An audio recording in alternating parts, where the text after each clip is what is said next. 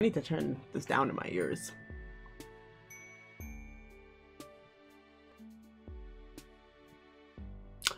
Look who's here on time.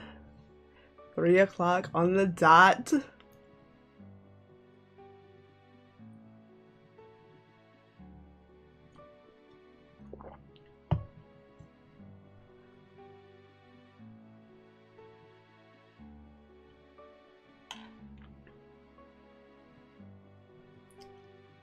You know what? I just decided. If I finish early today, I'm gonna spend the rest of the time playing snail mail is what I just decided.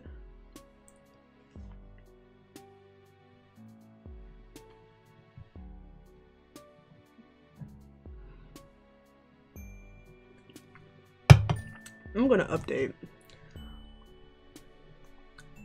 I was gonna say I'm gonna update my Tumblr post, but I'm not gonna update all the reblogs I scheduled, so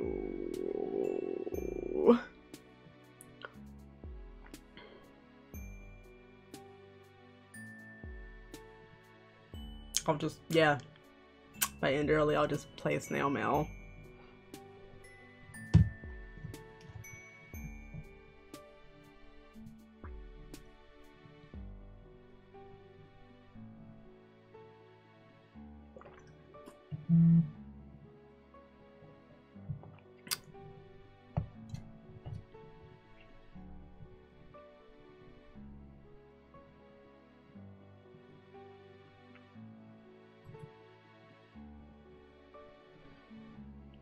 I really gotta meet more friends, huh? I'm excited. I'm so excited for Pester Quest.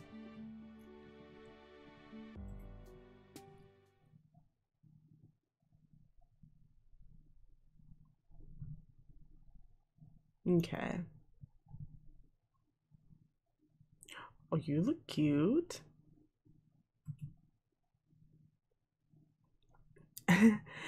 Ah, yes, this is it, fellas. Another night of laughter and camaraderie. Another night of joy and communion with some totally normal teens who would never.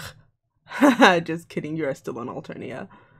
You just know one of these miserable chucklefucks is around here somewhere, waiting for the exact right moment to inundate you with another disgusting dose of friendship. Who is going to be the author of your destruction on this accursed evening? They both look very good.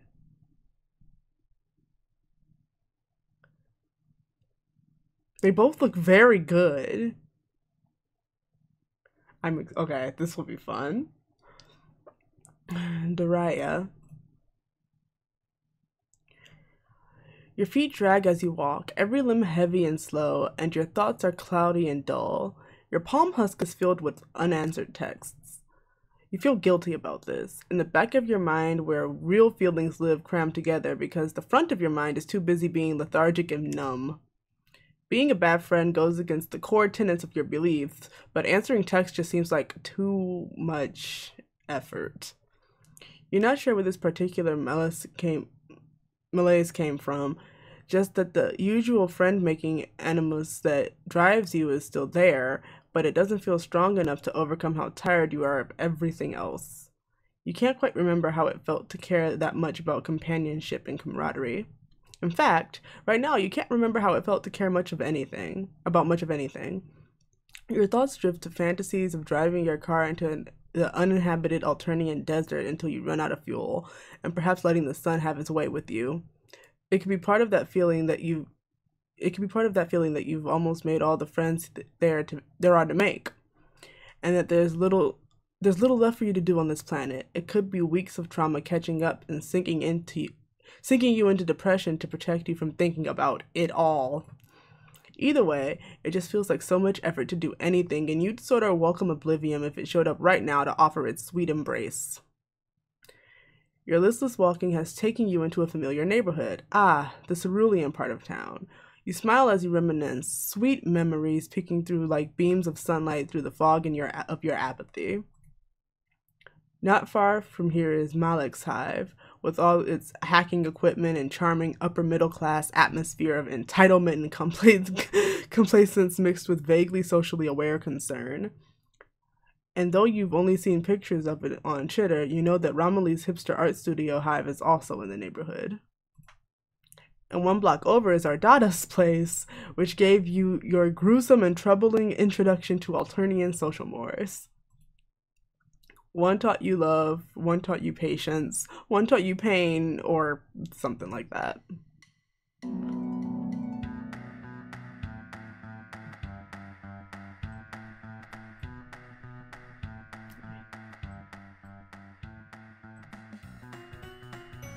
The hive you're closest to is actually L-Words, and as you shamble closer, you realize that a lot of the other trolls seem to be converging here too. Fishing out your palm husk, you see that the unread message from L-Word is an invitation to a party at her place.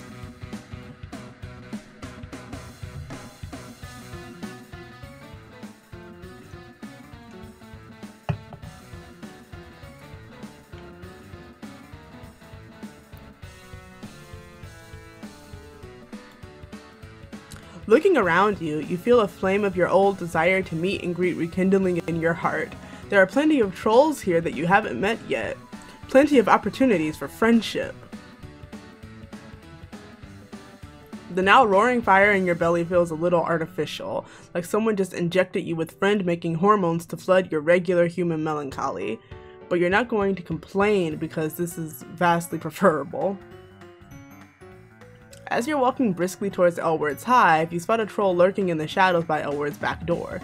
Curious, you approach, and when you get closer, you can spot the jade green in her outfit. Although, there is not much of her blood color in comparison to what most other trolls seem to sport, because she's mostly wearing black, and spikes, and black spikes. Ugh, it's you, Aiden. I need to do something real quick, just remembered something.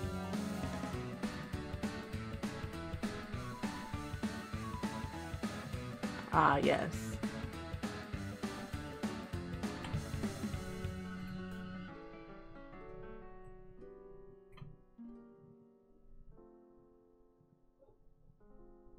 Okay. What I do to you? Guess it makes sense you to be here. You're probably friends with L-Word, huh?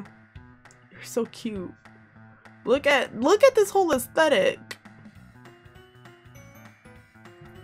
Whatever. Yeah, you're friends with L-Word, but you didn't come here for the party. You're just in the neighborhood. You try to mimic Daraya's disaffected slouch. It's not hard, as you can just channel the you from about 60 seconds ago, who was very disaffected indeed. From the approving arch of Daraya's eyebrow, you think you're doing a pretty good job. Yeah, parties are lame. Most parties are anyway. This one might be cool. L-Word's pretty cool. I see that blush, Daraya. I mean, she seems alright. I don't think she's that cool. I just think her hair and clothes and personality don't completely suck is all. You tactfully don't comment on the green blush to Daraya's cheeks when she's talking about L-Word, nor the way she keeps glancing at the door like she's hoping someone will invite her in. She's clearly trying to sneak into this party and doesn't have an invite.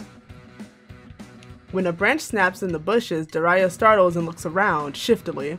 You wonder if she's supposed to be out on her own this far from the caverns at all. I'm not a baby like Wanshi. Speaking of Wanshi, I love her. She's so cute. So, like, baby. She baby. So what if I snuck out? The cloister rules are so lame. Bronia is so lame. I can't believe L-Word used to hang out with her, but I guess if she hadn't befriended Bronia, then I never would have met her. It's hard to meet non-Jade Bloods in the caverns. All the time you're underground with nothing but Lucii and grubs and the same stupid Jades every day. It sucks down there. Daraya's imitation grub form. Oh, Daraya's imitation grubhorn bracelets clunk as she folds her arms over her chest. Her heavy makeup makes it look like her eyes are twin black holes, where all sense of fun and caring about things might go to die. She's giving you a marked contrast from how Bronya talked about the caverns, with the peace and quiet and safety they offered compared to Alternia's surface. And other than that time Lanira nearly killed you in a cave, and that time you were nearly trampled by a rampaging Lucis, you remember liking the caverns. You would think that. I don't know why I thought you might be cool. You might be friends with Elward, but you're also friends with Bronya and Lanira. They're the two most boring trolls on this planet. You can't help but feel slightly defensive of your friends. Sure, Lanira is Lanira, but you wouldn't call her boring. And Bronya is fond of rules, it's true, but she can hang. Ugh, whatever. This conversation is dumb. I don't care if you can't get me into the party, nothing matters anyway. Just make your stupid choice and get on with it.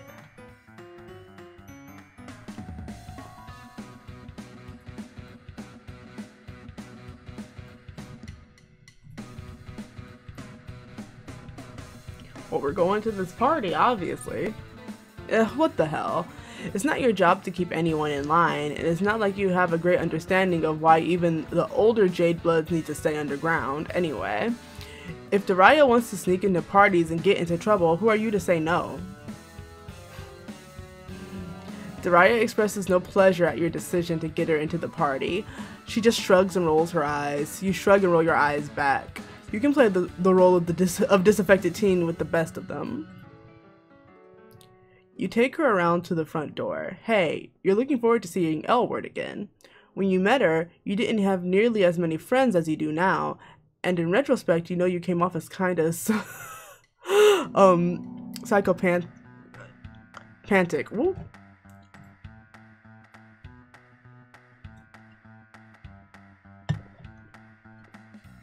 Wouldn't it be great if you could introduce Elward to the new popular and knowledgeable you?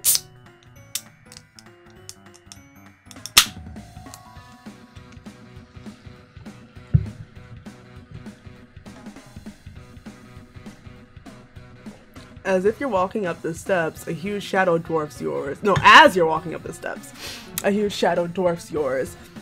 You look up to see Kahoot, of all trolls, grinning above you.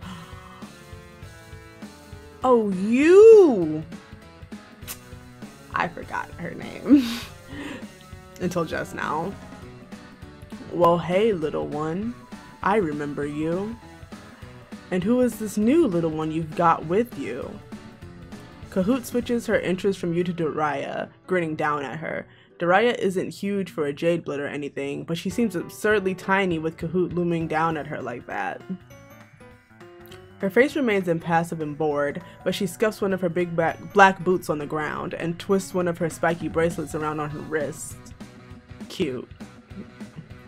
Don't see many little jades outside of the caverns. I've always found greenies fascinating, so devoted to the continuation of the species. What a holy mission. Kahoot moves slowly and Kahoot moves slow and lazily, like she has all the time in the world and no conceivable reason to rush, and reaches out to pat Daraya's shoulder. She lets her hand linger, one claw resting against Daraya's neck. Ain't it a dangerous proposition to be so far away from your green brothers and sisters? Unless you're hiding something in those pretty veins. A slimy chill runs down your spine. Daraya seems frozen to the spot, staring straight ahead at Kahoot's bosom in front of her. You think Kahoot is joking, but it can be hard to tell with clowns. Their humor is just so much more highbrow than everyone else's. Just joking. This looks like a good party, even if Elward is too blasphemous for my taste sometimes. See both of you little ones inside. And then she ambles away, bending down to duck inside the door to the party. You hear party sounds, music and laughter, and clinking drinks, and what could be the sound of someone being murdered, which qualifies as a party noise on this planet. Then the door swings shut again, and you and Daraya look at each other. Daraya's heavy makeup can make it hard to read her expression, but you can still tell that she's rattled. You know what? It looks like this party is filled with lame conformers. All these high bloods that buy into the system and do what they're told, even L-word. We can find something better to do somewhere else. Yeah, to hell with this party. You're down to find your own fun, especially if that means not putting Daraya in the way of potentially murder-happy clowns. As you saunter away from the party, you realize that Daraya is looking at you expectantly. Well, you've got this reputation for being all unconventional and weird and rebellious. Everyone seems to think that you're like totally fucking with the conventions of society or whatever. So you got any suggestions for cool shit to do? God, you sure felt a lot of pressure to be quirky since word has spread about your manic pixie dream alien ways. It's not like you're trying to be a vehicle for other characters to project onto, assisting in character growth and insight for those around you, while your impulse decisions and carefree ways somehow keep yourself stagnant and forever unchanged. It just seems to sometimes be like that. Anyway, you're tired, and it's daunting to have a punk teen expecting you to come up with suggestions for cool stuff. You have a feeling she's just going to shoot down whatever you suggest. You rack your brain trying to think of anywhere from your many adventures that Daraya might like. Your think pan comes up with zilch and squat, like she's starting to look bored with you. Confessing that you can't think of anything is probably an option if you want Daraya to be your friend. And as exhausted and disillusioned as you feel with your socialite routine, you like her and want to bond.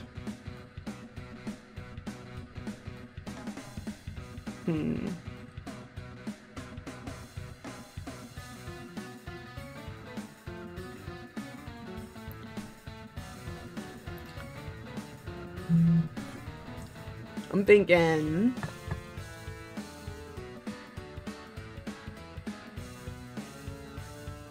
I'll ask her what she wants to do. Let's see. You tell Daraya that you have no ideas for cool things to do because everything on this planet is lame, but she's from here. Doesn't she know any non-lame places to go? I told you, I'm stuck underground all the time. It's not my fault that I'm literally sheltered and never get to do anything fun. Oops, maybe this was the wrong approach. She seems pissed at you, but then Daraya sighs loudly and uncrosses her arms from her chest. I do know of one place that's pretty alright, I guess. Better than here anyway.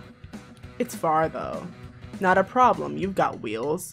You were walking around the neighborhood because, well, you felt lifeless and glum and your car needs alien fuel, which you've been reluctant to ask someone how to get because you don't want to be told it runs on grub grease or something like that. But now you have purpose again, and you're more than willing to provide transportation and service to your new friendship goal.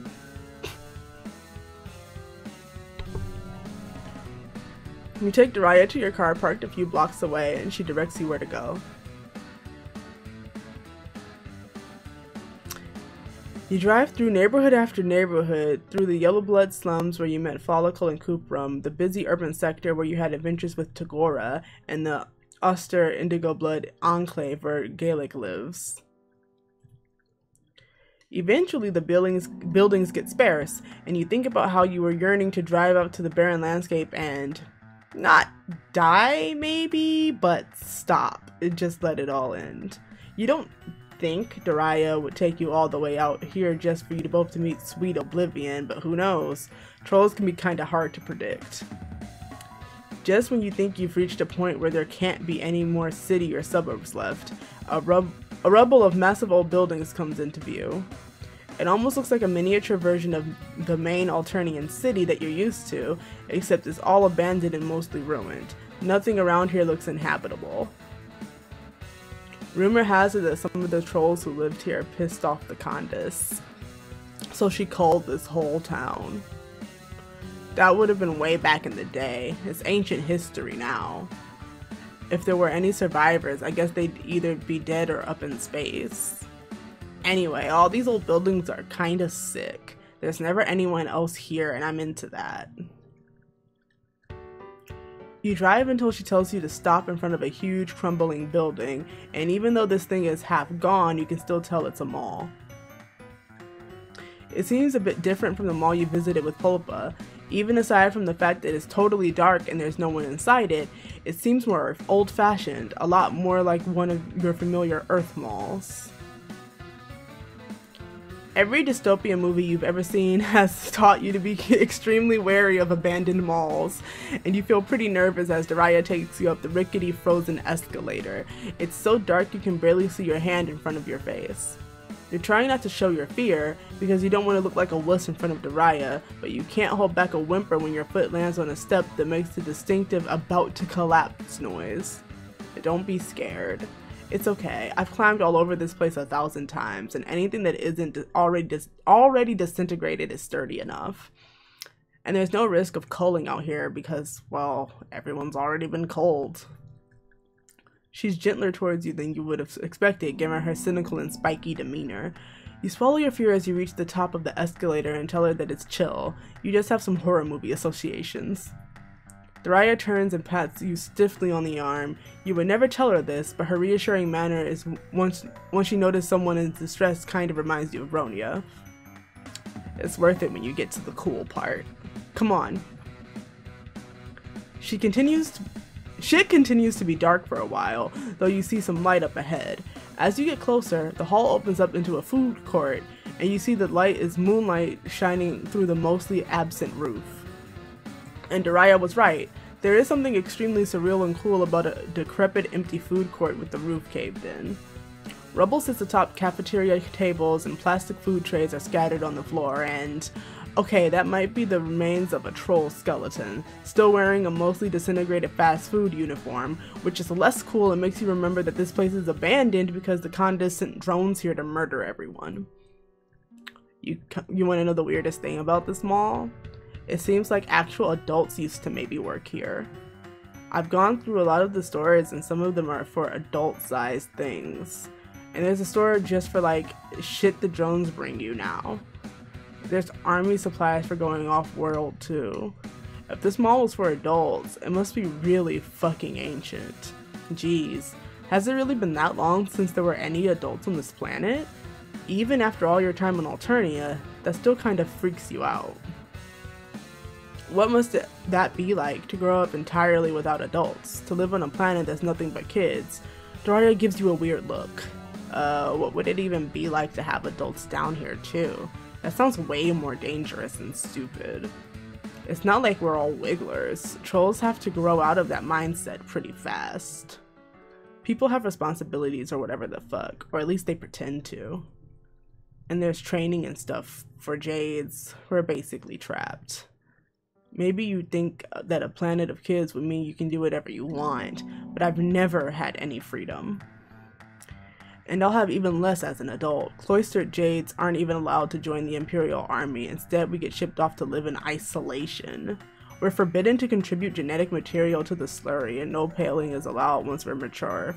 For some, I don't know, bullshit old-fashioned reason I pretty much don't understand at all. On Alternia, your whole future is decided the second you're hatched. People tell me all the time that I have it lucky as a Jade blood, but I don't feel lucky at all. Oof, yeah. You agree with Daraya that the future she's described sounds bleak as hell, right? It's going to fucking suck. And it's so shitty that I have it good. I mean, at least I don't have certain early death in my future, unlike a lot of low bloods. The system is so fucked up and it's never going to change and I hate it here. I just want a way out of it. Maybe when you go back to your home planet, you could take me with you? The request comes out of left field, and for a few seconds you just blink at her stupidly. Even with all that angry black makeup around her eyes, she just looks so sad and lost. You wish you had a different answer to give her, but you tell her that you can't take her back to your planet because you don't know how, when, or if you're ever going home.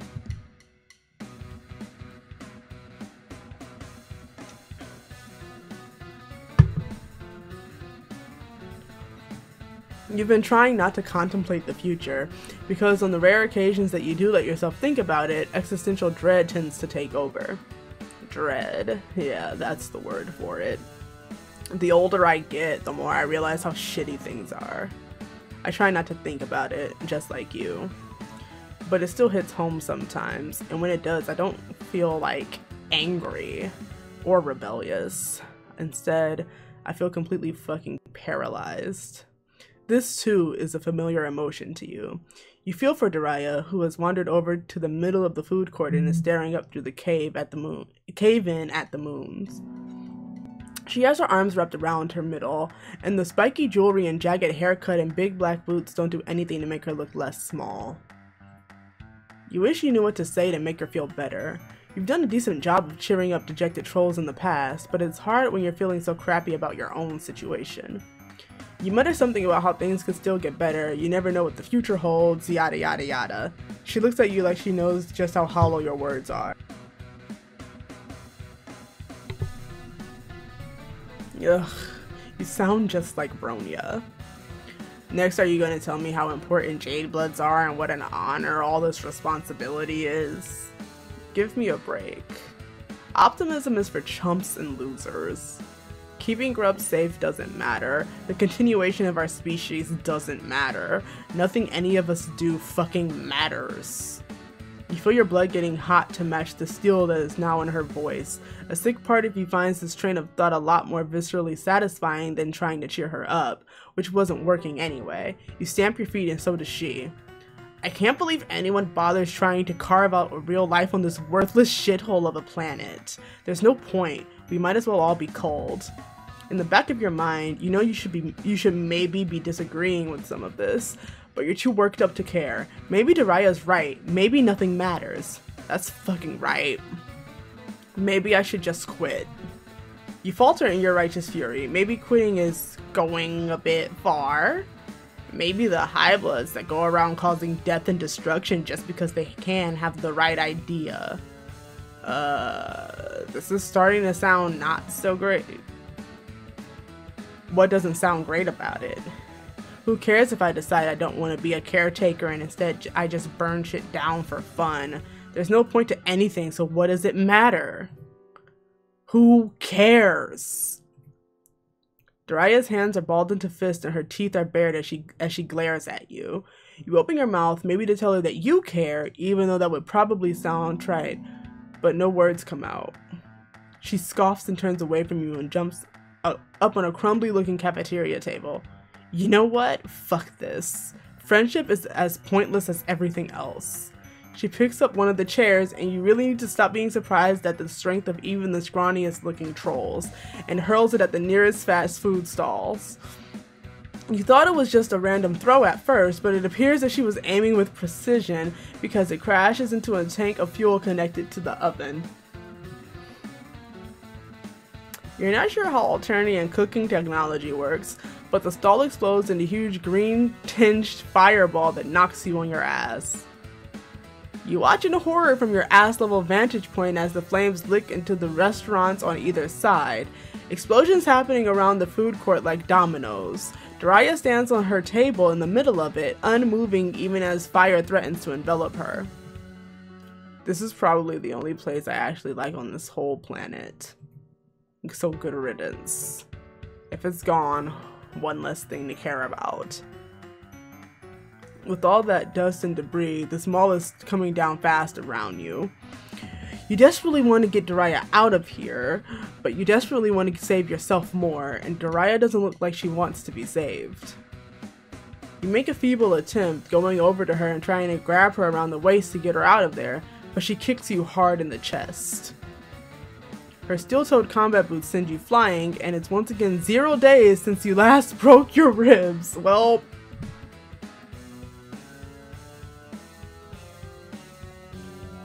it's been a minute since my poor ribs got broken. As used to this pain as you are, it still takes a second of lying on the floor in agony before you can push yourself up to look back at the food court. A wall of fire now separates you from the tables inside. You can't even see Daraya anymore. Your heart sinks. Maybe she'll come to her senses and pull herself up out of danger and escape through the caved-in roof. Maybe she'll get out some other way. You stumble to your feet, half thinking that maybe you can find water or a fire extinguisher in some part of this mall that isn't burning up, but smoke chokes your lungs and you panic, your human survival instincts taking over. You dash down to the escalator as mall infrastructure starts to crumble around you, and you don't want to abandon Daraya, but it's still all you can do to get your own sorry self out of there alive. Well,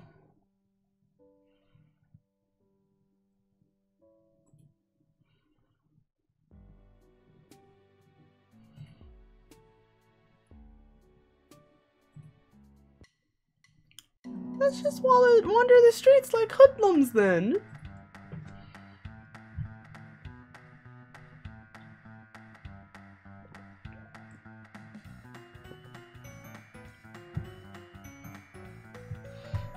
Here's the thing.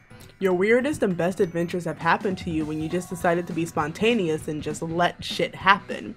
Adventures and coolness are both hard things to plan. So, are you suggesting that we just wander? Her derisive tone makes you hesitate, but well, yes, that's exactly what you're suggesting. Daraya gives you a long, considering look. You hold your breath, then she shrugs. Okay, whatever, sure. Not like I have anything better to do. Let's just go. You meander through the well-maintained cerulean streets, heading downtown. This seems like a good opportunity to get to know your new potential friend, so you start by asking her some fairly simple questions. Ugh. How am I? Gee, I don't know. I'm forbidden to leave the stupid caverns as a J-blood. All I have to look forward to is a life of being forbidden to do things. How do you think I am?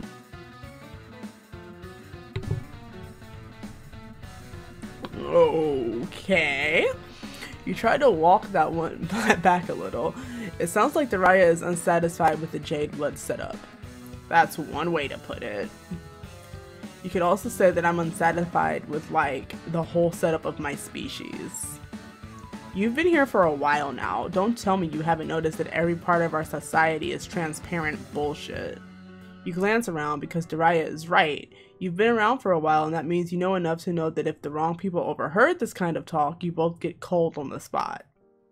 But everyone here seems distracted by their own nonsense. Cautiously, you can see that, yeah, you've noticed a certain bullshit aroma. Yep, it all stinks. No one has any kind of real future except for the highest of the high bloods. And actually, I've heard that things pretty much suck for them too. Some might even say that purple bloods are the most disprivileged class of them all. You're just going to continue to not comment on that one. Instead, you point out that being a J-blood, Daraya has a purpose beyond just growing up to become fodder in the Imperial Army like you've heard other trolls mention. Surely that counts as a real future. Ugh. Don't get me started. Suffice to say, I'm not exactly hype about the purpose that I supposedly have. More like the purpose that was arbitrarily assigned to me.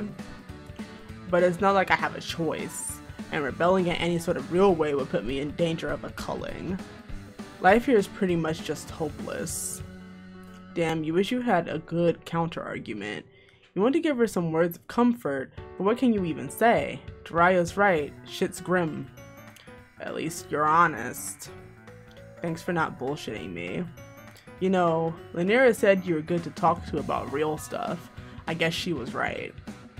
That's, You're surprised that Lanque is going around talking about you, saying positive things even, but you're more surprised that Daraya is bringing her up in a non-derisive context.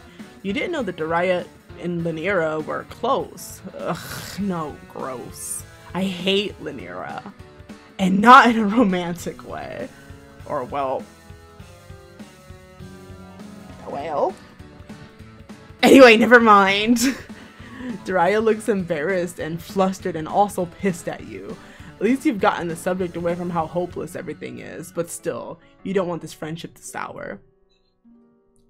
As you're scanning your useless brain for a tactful subject change, you're saved by the footsteps of a new troll approaching. Oh, 'tis yes.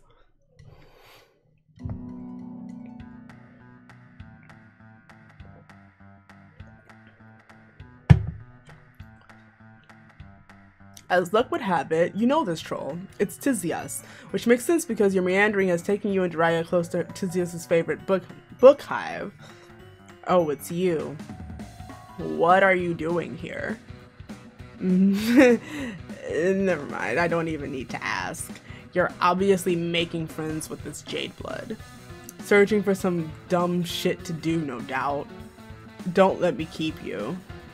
Tizias looks just as exhausted as you remember.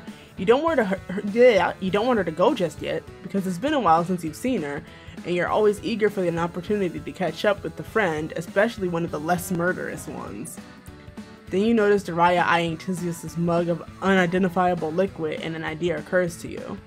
You get excited, bouncing on the little balls of your feet, a little on the balls of your feet as you introduce Tizias and Daraya to each other.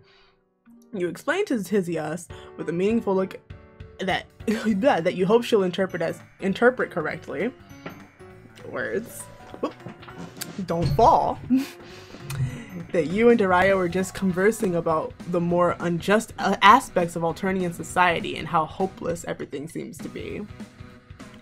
What do you mean, the more unjust aspects?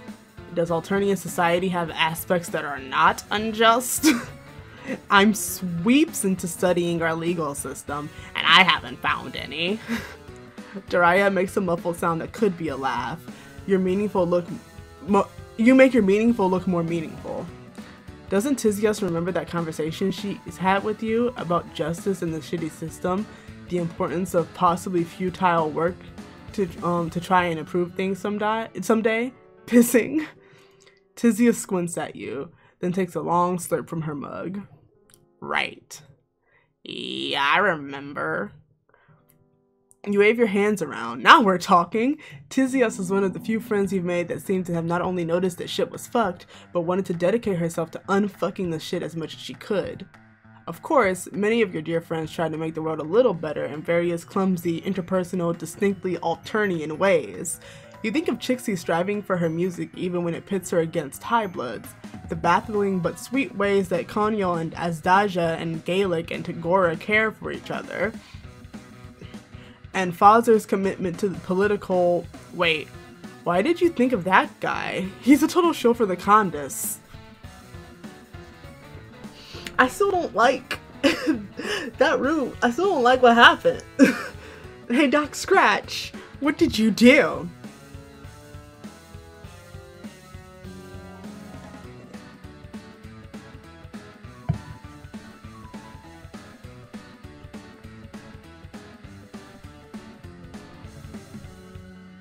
Anyway, Tizias has a big picture mentality and a cause she believes in, and the simple fact that she hasn't yet completely given up is inspiring. Daraya is struggling with feelings of despair, so maybe Tizias could talk to her about the work that she's been doing.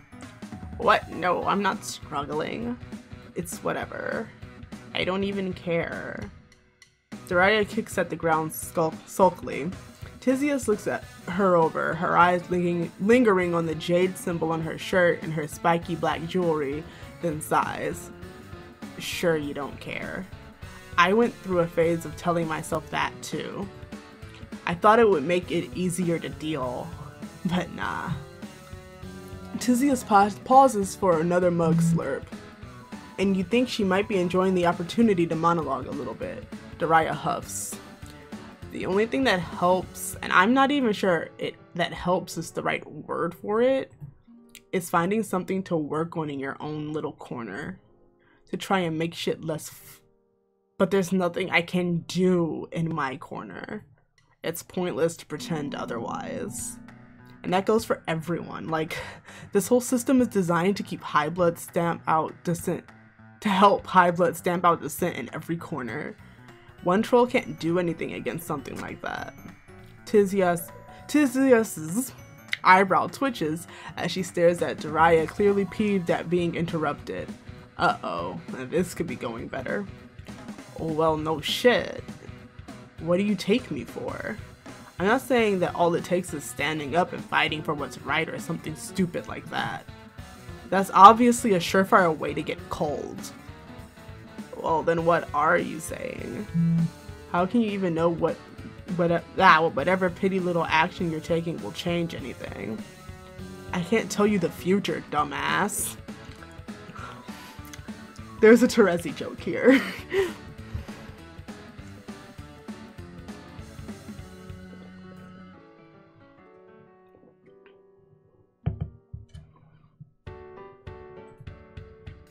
No one can give you a guarantee that any kind of action taken will be ultimately effective.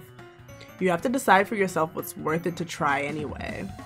Why would you think it's worth it when everything around us confirms that nothing will ever change? I can't believe you're calling me a dumbass when that's the stupidest thing I've ever heard. Tizias looks like she's about ready to throw the contents of her mug in Daraya's face. Knowing trolls, she'd probably follow that up with the mug itself. This is not the conversation you hoped for at all. You step in before things can get any more heated. You tell Tizias that you're sorry you didn't flag her down and that you didn't just flag her down so that her ideas could get shit on. You turn to Daraya, who is starting to look at both of you with a defiant look on her face and a kind of stubborn set to her jaw. This kid, she's just so dead set on rebelling against anyone who tries to tell her anything with even the faintest whiff of authority. You really thought that maybe all that attitude would be channeled into something productive that would also help her feel better and possibly even give her a sense of purpose. You're not mad, just disappointed. Ugh. Don't give me that look, okay? I was just stating my opinion. But I guess I could have been less of a bone bulge about it. You're pleasantly surprised that Daraya more or less apologized. Tizias looks mollified too. This shit just makes me so angry. Angry and sad and helpless. Like, I don't even know what to do with myself when I really have to think about it. Bingo, unfortunately. I feel the same way. I don't think there's any getting around the helplessness. But what I was trying to say is that working on something that might help fix things someday makes that feeling a little less powerful. So what you're saying is that it's just about making yourself feel better? Well, when you put it like that, it sounds bad. I believe I'm working on things that might affect change someday, even if I'm not around to see it. But also, yeah. Most of the time it helps me sleep at night too. You can tell Daraya is a bit disappointed by this, like she doesn't trust that political rebellion can go hand in hand with making the rebels feel good about themselves. You point out that whether or not Tizias feels good about her work doesn't make the work itself any less effective. Yeah, in the end, the universe doesn't care about how I feel. I'm just one troll trying to do the right thing, or at least the okay thing, for its own sake, even if it might ultimately be futile. What the fuck else are we gonna do on this bitch of an Alternia? You got me there. I'm bored all the time and there really isn't anything cool to do down in the caverns. I guess during the downtime in my training I could, I don't know, help you out maybe? Not that I have anything to offer other than the book hive and the jade cloisters. Access to that might really help with my research actually. Give me your number and we can talk. Is it just your imagination, or does Tizias look a smidgen less tired? The bags under her eyes less baggy, and her back a little straighter. And you think the corners of Daraya's lips might be very slightly quirked up. Daraya turns her possibly a smile from Tizias to you. This was cool, I guess. Or at least not so bad. But I don't know if this counts as something cool. So I guess we could keep hanging out until more shit happens. You know Daraya well enough by now to recognize this for the ringing endorsement that it is. You're about to happily agree when Tizias pipes up. I'm just heading home from studying, but I'm not tired yet. If you wanted a third wheel to drag along.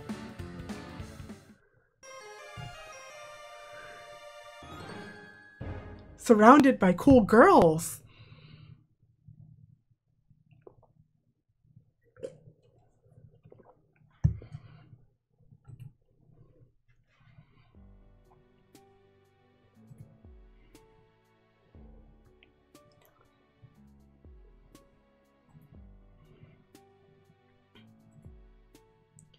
really is. She really is.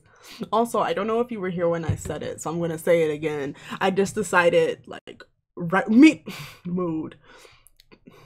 I just decided right when I started streaming that if I do finish early, I'm just gonna spend the rest of the time playing Snail Mail, which I haven't played since the last time I streamed it, so.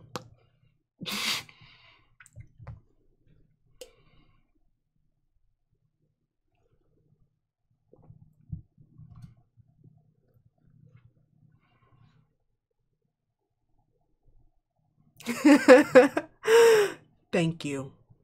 I appreciate it.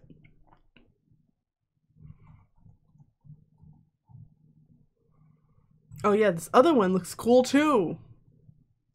Oh yeah, this is it, fellas. Friendship. Nihkee. Yeah, that's Nihkee. Your name is Nihkee. Look at this buff troll. I'm excited.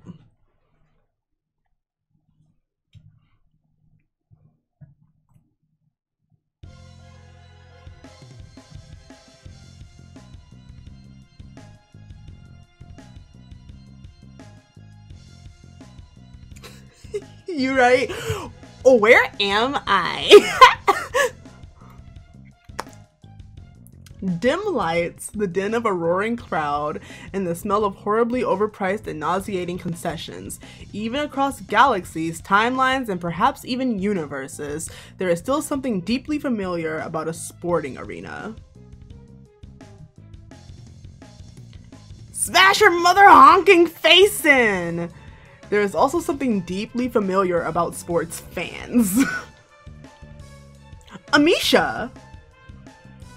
Blah. Such a shame having seats next to the purples. They can be so crude and boorish, don't you agree? I forgot she was Aqueous for some reason. I thought she was a Vriska. But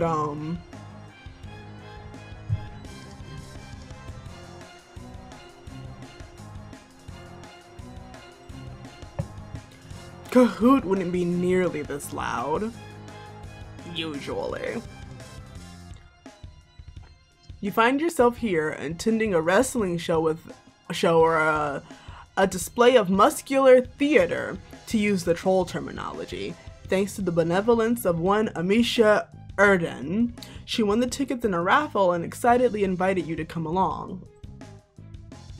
You agreed, with some reservations that you quickly expressed. She was quite disappointed, but eventually agreed to not kidnap you and keep you locked up as a living paint jar since you're buddies and all. What a sweet friend. You have to admit, though muscular theater isn't really your thing, it's as over the top and ridiculous as human wrestling, which makes it perfectly entertaining enough, but it's also, well, a lot more violent. Participants aren't expected to die, as far as you can tell, but you've already seen a few get wheeled off on futuristic hover stretchers with injuries you're not sure they could survive. Oh gosh, she nearly got impaled there. Every match tonight is taking place within a chain link cage, spikes surrounding it both on the outside and inside, and jut out occasionally from the places where the wires cross. The overall design, in addition to ensuring maximum bloodshed, seems to keep both the wrestlers inside and the audience out. Ironically, it might be safer this way. The current combatants are some olive blood named the Huntress and a purple blood calling himself Culpits. Interestingly to you, there is nothing clown-like about him at all.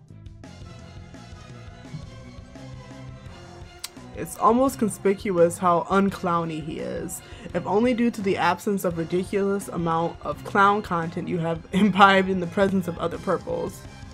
Absolutely was the word there. I gave. The two fighters appear to be nearly evenly matched. The olive troll ducks and weaves amid blindingly fast punches from the purple, slashing at him with grandiose arm gestures, trying to overwhelm him with a barrage of small attacks. Every one of his punches hits hard enough to knock her down, but she's always springs up before he can land a second hit. She's incredibly steady on her feet and quicker than he. In fact, you get the distinct impression that the olive troll is holding back, presumably so as to avoid inciting the crowd. Thus far, you have not seen a single match in which the lower-blooded opponent triumphed over a higher-blooded foe. I must admit, this match is a lot more tense than I was expecting, but I hope it ends soon. There's supposed to be a really famous muscular theatrist performing next. Her name is Nihkee and she hasn't ever lost a fight. I heard she even beat a Violet Blood once. Nihkee, huh? Now that's the name you could befriend. She must be as a big deal as Amisha makes her out to be because she uses her real name instead of just some ridiculous made up nonsense like John Cena or Hulk Hogan. Oh, look! He got her! You flinch. The purple bud finally managed to get his quarry in his clutches and lifts her up by the face, digging his fingers into her skull until you hear a sickening crunch and she collapses to the ground, panting heavily. She can't bring herself back up to her feet, and the announcer calls the match to uproarious applause from the audience. Two trolls enter the cage and start dragging her out, while the winner basks in the audience's affection. Oop. The olive blood looks like she'll probably live, but she's got a dent in her face that probably isn't coming out, ever. Ugh. All of a sudden you think you really need to go get a bathroom. You mean use the snack. You mean you'll be right back. I gotta pee on her. Oh, that movie is so funny.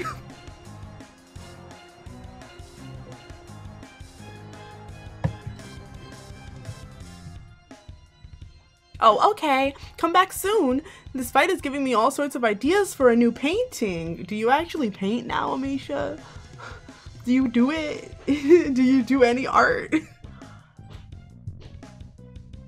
You quickly make a break for it, jostling your way through the stands and towards the exit of the arena. But before you make it, a voice calls out to you, some slick-haired and slick-finned, violet-blooded guy, wearing a full suit with a tacky flame pattern on it. Alright, now,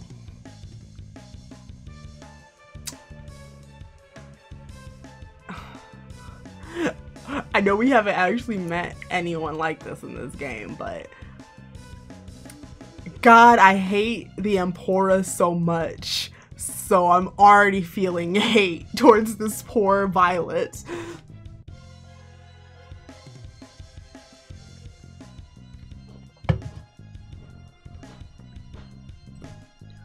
Hey, you, alien.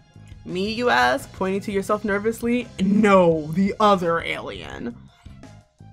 You swing your head around wildly, looking for the other alien. This bit plays out predictably for a while before you both get on the same page, which is that you are the alien whose attention he wants.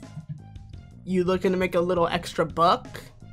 No, not really. You never spend all that money you won with Asdaja. Okay, how about fame? Frankly, you're probably already too famous for your own good. Friendship? F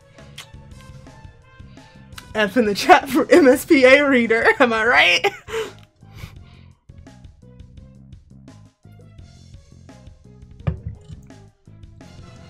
Oh shit, yeah. Sighing with relief, the troll leads you backstage whilst explaining that he is a promoter for this wrestling ring.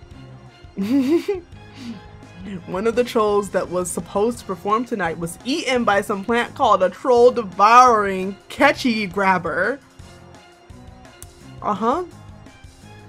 As such, famed muscular theatrist Nihkee has been left with nobody to fight. You will be that nobody or somebody. An alien will bring in all sorts of media attention and controversy, which of course means big bust for him and friendship for you. You remember when you said that when I was like, oh, look how muscular they are, I can't wait, and you were like, and I said, I can't wait to meet, I'm excited to meet them, and you said MSPA readers' ribs aren't? You were right, apparently. You were right. Nihkee is so friendly, he says, in a tone so insincere your friendship adult brain refuses to believe it. It's okay, you've met worse.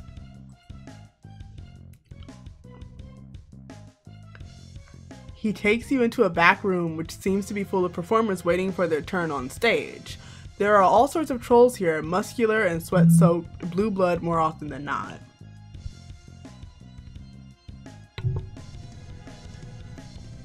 One troll in particular stands out to you. From her severe expression to her softly pulsating robotic leg to the fact that she is the only troll with the fully illustrated sprite. Alright then. Aight then. Her what leg?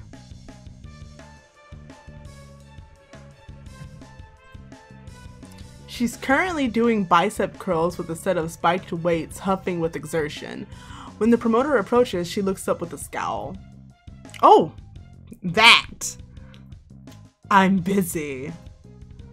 He begins to explain that he has brought a new challenger for her to face, but she cuts him off and stands up.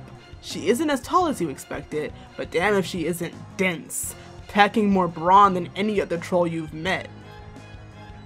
Do you want to know what happens, sister, to people who disturb my preparations? Do you want to experience the bone-crushing, torso-shattering impact of these ladies right here? She flexes. God, those muscles are huge. The promoter tells her that she really doesn't need to keep up the act. There's no cameras back here. She gives him a stern look which distinctly suggests that she has never dropped kayfabe in her life and has no intention of starting now. Make it quick. The promoter makes it quick. So let me get this straight. You expect me, to perform with this thing? She seems less than impressed, which you find reasonable. Magnificent legs aside, you don't really look like the wrestling type. Don't you dare insult me, sister. I'd rather you pulled a Rusty from the audience than subject me to this humiliation. Oh, but you're more than an audience member. Frail though you may be, you have the heart and soul of a wrestler, do I? You have much longer than about 5 minutes, you thoroughly assure her, waited for an opening such as this, to reveal your true passion to the world, to come alive on stage and grapple and tumble with the best of them. For eons, you have thirsted for the chance to sing the song of sinew, the hymn of heft, the melody of muscle. Would that you could be blessed by the opportunity to live the life of the athlete, to perform alongside your hero, to show the world that you, too, love to do the muscly thing. Ah, that you might just, okay, I get it. She glances over at the performer and then back to you. It does seem surprisingly articulate for a lesser being, but is it ready for a butt-clenching, flesh-abrading, knuckle-blistering, muscle-rippling smackdown from uptown? I mean, but I guess I'm gonna say yes.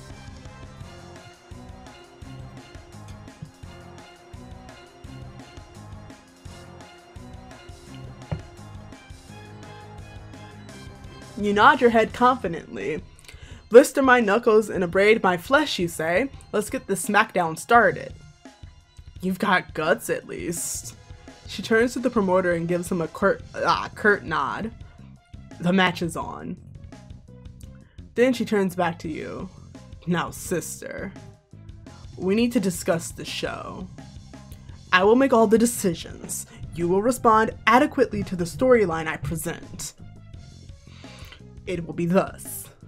The alien invader challenges me in an exhibition match to topple the matriarchy.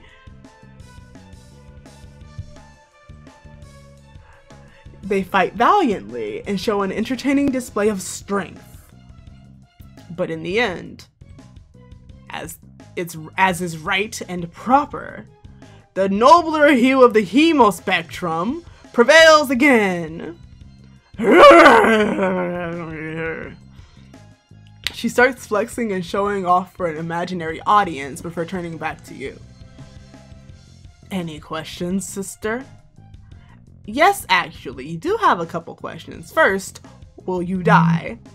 No! Unless you're particularly disgustingly weak, in which case, maybe. Such is the risk we take to we who indulge in that most noble and dignified of sports. I was willing to give up my leg for the craft. Is your life such a heavy price to pay for a tale that will transcend us and be remembered in the annals of muscular history? Is it, sister? Well, it's rhetorical. I want you to know I didn't even click. It just went to it just continued on.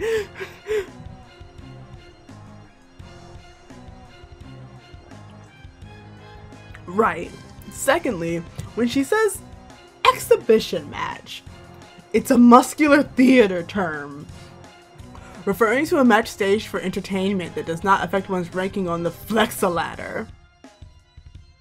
We will not be sparring in the nude. Such glorious displays of raw, chiseled physique are reserved for the intergalactic Trollympics.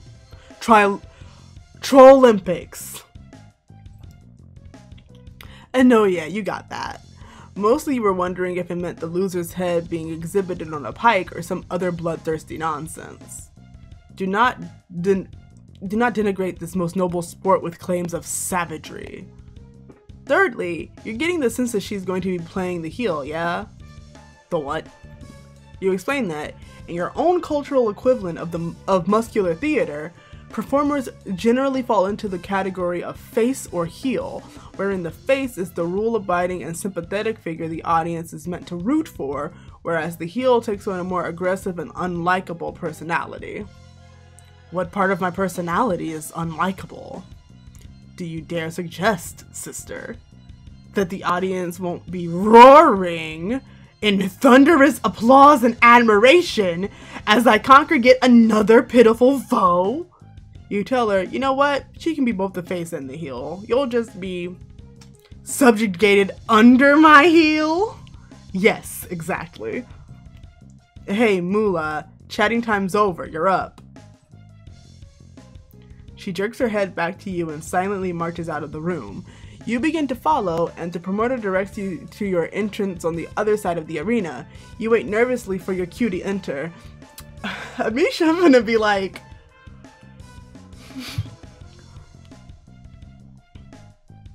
Well, folks, we've had some technical difficulties, but here comes the match you've all been waiting for.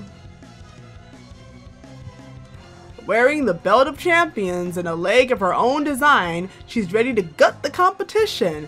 A paragon of power, a lady of legwork, a true blue rough annihilator in the making. Clap those hands and activate your screeched crevices.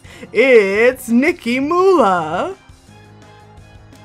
Nihkee approaches the cage to thunderous applause, raising her arms and soaking in all the praise. She flexes and poses as the audience throws glasses of milk at her, which shatter uselessly around her steely frame. This appears to be a common ritual for her.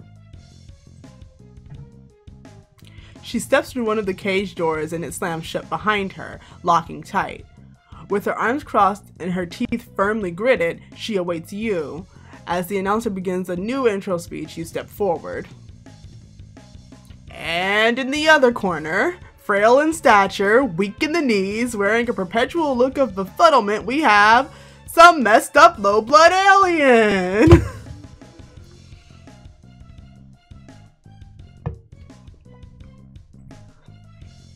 How has this absurd mockery of life not been cold yet? Perhaps only so fate could lead them to their thrashing at the bloodthirsty hands and barbed foot of the grand Nihkee.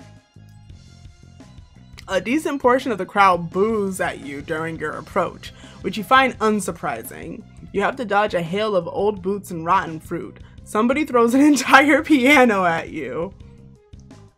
Relatively unfazed, you enter the ring and you hear the door close behind you. So, you've come here, alien, to prove your kind superior to the unbreakable, Unstoppable troll species? Yeah, you shout. Your kind is so superior to trolls. And you, their emissary. Does this creature look superior to you, my theater enthusiasts? She turns to the audience, throwing out a hand and gesture to you. They boo. Is this sorry specimen the best its planet can offer? More boos. You counted that you came more prepared to tackle the matriarchy? Yeah, that.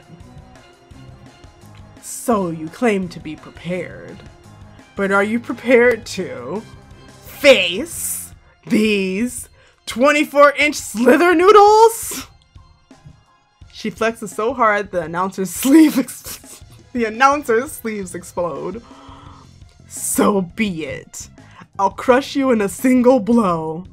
You're expecting a referee to start the match, but then it occurs to you that there is no referee. Somewhere in the distance, a bullhorn sounds, which is apparently the signal to begin.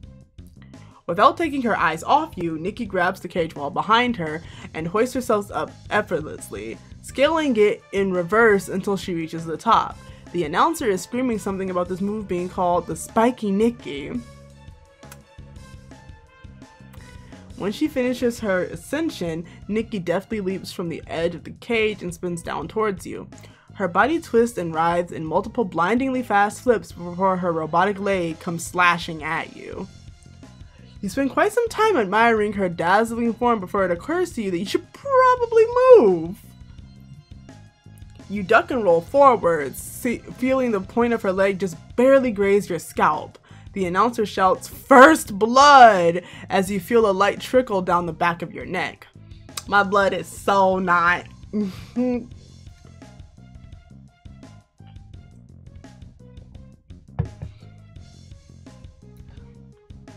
Some members of the crowd are booing, presumably because they just noticed the color of your blood. Between the neon lighting and distance, they probably might just think it's rust colored and not a mutant red. So at least you have that going for you. What you don't have going for you is time to think about your next move, because Nihkee pivots on her heel and charges at you. This time, she's going for a more theatric throw. Two powerful hands grab you and lift you over her shoulder, where you nearly gore yourself on one of her horns in your struggle to escape. You plant two hands on her back and push hard, and you're delighted to find that her grip loosens and you go tumbling over her back, landing, with a clumsy stagger, on your feet. You're not sure if she let you get away with that one for the sake of the show, or if you just slipped out of her sweat-soaked palms, but you're going to charitably assume the former. Yeah, she definitely let us go. She turns to face you, grunting and baring her fangs. She charges, rearing back a fist and then sending it barreling towards your fragile human nose. You leap out of the way, only narrowly dodging it. All you've done is avoid me, coward. Where's your killer instinct? Do I scare you? Are you loath to face my true blue, muscle-bound beauty? You take this as your cue to attack, and instead, you run full tilt away from her. It isn't fear carrying you, you swear. Fool! There's no running or hiding from Nihkee Moolah. Stand and fight! She sprints towards you as you flee. The crowd is on tenterhooks. Nobody knows what you're doing, least of all you, but you think you can pull something cool out of this. You leap at the cage wall, barely dodging the spikes that line it, and use the slight amount of give in the chain link wires to springboard you off. With an exuberant grin, you go flying toward her, arm held out for a classic clothesline maneuver, and then you collide with your own arm and whoop!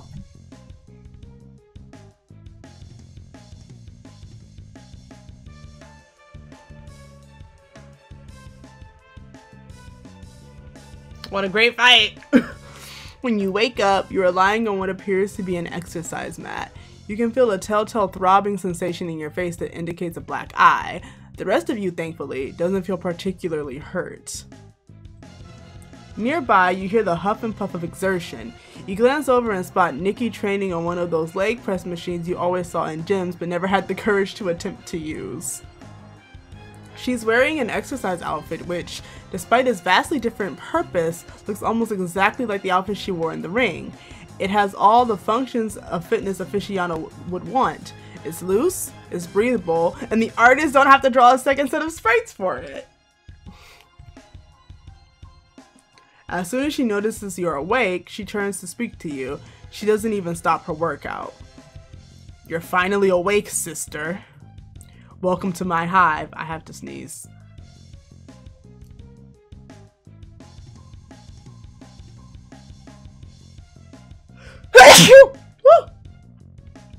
I think that's the first time I've ever had to sneeze while streaming, and then it actually happened instead of just going away.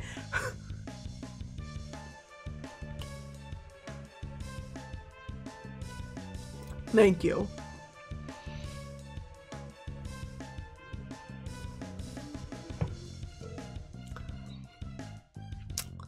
So if this is her hive, the multicolored blood everywhere is really, really worrying. Also, there's definitely some red blood like on this beautiful thing.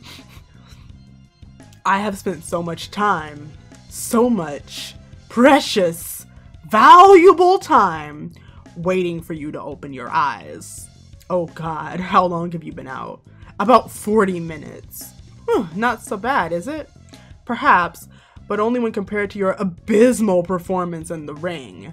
To be knocked out cold by your own attack. That really is what happened, Wretched. I am an impossible foe to conquer, and yet even a Rusty has told me longer in the realm of Mortal Kombat. You are weak, sister. Are you about to train me? Offensively so. She slams her foot forward with such velocity, the weight on the leg presses goes flying off and leaves a dent on the floor. Grunting, she stands, takes a long swig from a bottle, and then approaches you with fire in her eyes. What do you have to say for yourself? You scuttle backwards, proffering only a sheepish smile. You're, sorry, you guess? I didn't bring you here for apologies. Personal trainer! Personal trainer! I brought you here to see your heart ignite with the will to improve. You are not a worthless being. You have a flair for the theatrics, an appreciation of the sport, and a shining soul filled of only the most intractable determination.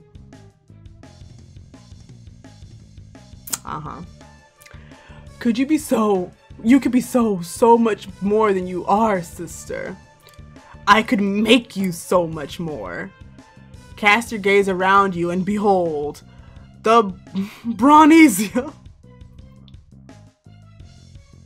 You obediently cast said gaze around. This room is massive and littered with training equipment as far as the eye can see.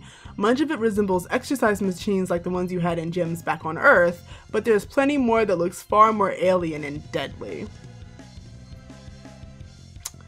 A treadmill which appears to throw the runner into a vat of acid if they fall off. A series of swinging axes that will look home in a dungeon. 3 different varieties of the Iron Maiden, each more horrific than the last.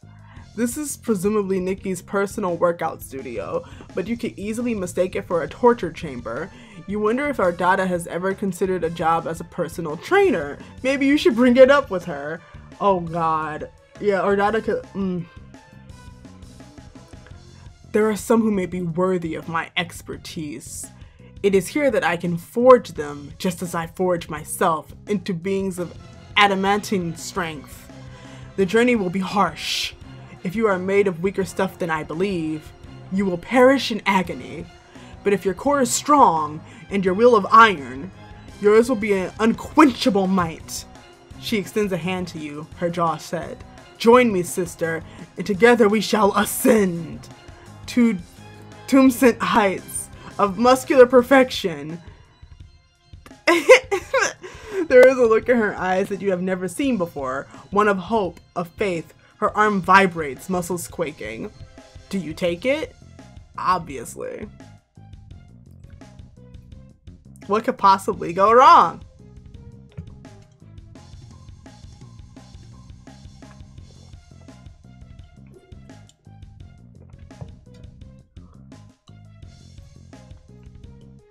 You take her hand, staring into those hopeful eyes. Oh, to see that deep sapphire blue filled with the glow of friendship. Does she have sapphire orbs? She squeezes your hand so tightly you feel your fingers fracturing. Excellent. I knew you had the spark. Now, to make a flame.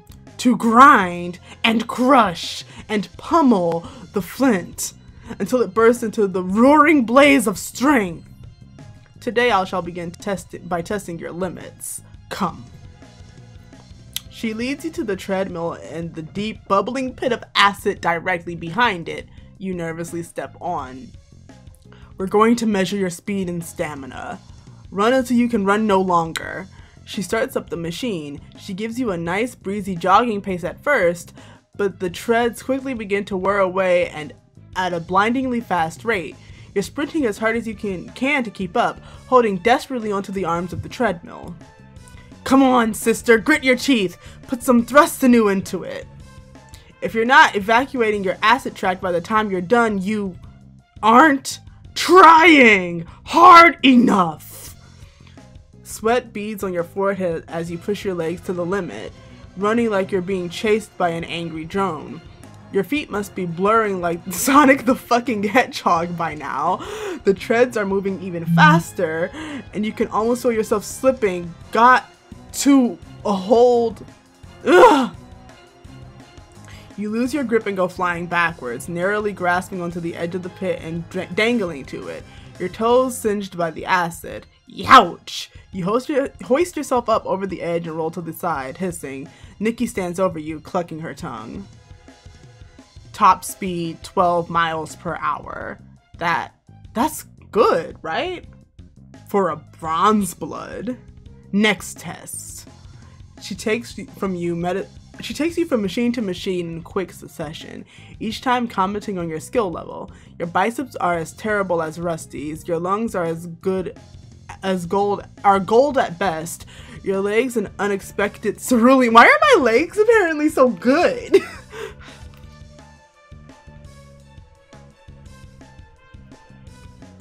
Your legs an unexpected cerulean, all the while taunting you, encouraging you to push yourself further. The desiccated corpse of my ancestor could do better than this. You struggle to deadlift a giant barbell made of dead monster skulls. Are you going to eject dismay fluid all night long? Are you going to woman up? You go toe-to-toe with a punching bag that shoots sonic blasts at you whenever you hit it. Shape up or get ejected on the nearest solar execution barge. You sob as she forces you to do 30 minutes of freeform jazzercise. Your jazz hands are terrible! By the time an hour is up, you're panting and huffing, desperate for a break. Nihkee finally relents. Your reward for staying alive thus far. Stay hydrated, sister. She tosses you one of those protein shaker bottles that gym buffs are always chugging from. You regard the mixture with curiosity for a moment, before throwing caution to the wind and gulping some down. When has imbibing alien substances ever hurt you before? But when the flavor hits your taste buds, you almost retch. Is this Gatorade mixed with milk? Nutritious and delicious. You keep chugging it. You need the liquids, foul though they may be. Alright, lactose break over. Let's continue. She leads you over to one of those Iron Maidens. This one doesn't actually look spiked. It just has a blunt, bumpy surface on the inside. Get in. I don't want to get into the Iron Maiden. I wouldn't like that. What? Get in, sister. You reluctantly step inside the Iron Maiden and the doors clamp shut around you. This thing is far, far too tight for you, and the bumps are pressing into you at all sides, threatening to squeeze you away into nothing. Why'd she put me in the goddamn chokey? You groan and push back against the walls, desperately trying to keep them from crushing you into a little human waffle. Just when you think your strength is about to give out, the maiden opens. Pressure resistance, about olive level. These results are, surprisingly, adequate. Your potential continues to shine. Good work. I love her. I love my personal trainer.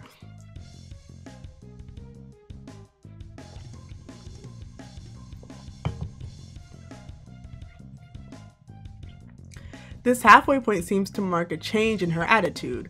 As you continue to, just barely, persevere through everything she throws at you, like a shake weight so powerful it leaves you shuddering intermittently through the next few exercises. Keep steady, sister. Don't lose heart on me now. A rowing machine that douses you with boiling water if you can't keep up the pace. Go, go, go. We'll make a fuchsia medalist out of you yet. Literally being chased around a field outside by a giant toothy monster. Is that her Lucis or just, you know, just the wildlife? Don't you dare allow this thing the satisfaction of feasting on your bones. After hours of this grueling work, you finally collapse. You think some of your bones are broken. Your heartbeat is coming in quick and irregular pulses, and you can hardly breathe. Your vision blurs and shifts at the edges. God, you're amazed you haven't passed out yet. Get up! You glance weakly up at Nihkee, expecting her to be looking down at you with disdain, but instead, you see her crouching down and offering you her hand, wearing a smile. You take her hand and she pulls you up to your feet. She's so cute! The look on her face now resembles pride, and when she claps a palm down on your shoulder, it only kind of hurts. Oh. You've done well, sister. I threw everything I had at you, and you soldiered on with head held high, even as your body broke beneath the weight. I've never seen such commitment, such strength of heart and soul, such dedication to the craft, such appreciation for the most righteous of pursuits. You are no mere workout partner. You are a workout friend. A light blossoms inside you like the neighing of a horse. This feeling of power, of strength, of the bond between warriors. This is real and true, and this light will never ever leave you. As you bask here in the satisfied and sweaty glow of a good workout, you realize that planets, universes, dimensions, realities, powers, principalities, and cosmos come and go, but being swole as fuck is forever.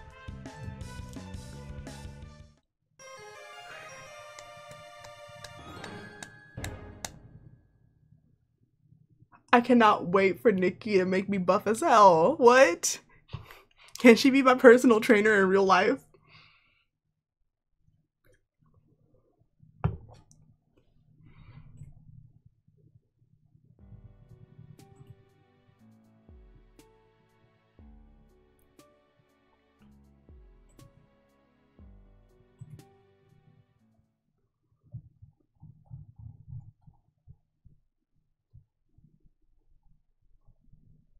Oh, we are getting to the end here.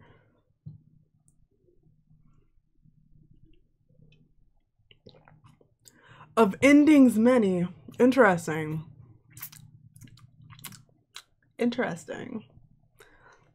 You crash landed onto a planet called Alternia. You staggered from the wreckage of your ship. You were desperate for information, for provisions, and possibly a bit of medical attention. But most of all, you were desperate for friendship, is what you could say if you were written by a bunch of hacks who cared about the Aristotelian ideal of narrative unity. Possibly you could make some reference to a circle being complete in a thoughtless and imbecilic manner. But we're all in this all in this together. Right? And we've all learned and grown enough that there is something deep and dark and absurd brewing beneath the surface. This really isn't about friendship anymore, is it? You've got enough friends, now you need answers. You need... Oh, god damn it. This is just the intro screen. Well, we got Lanque and we got these two.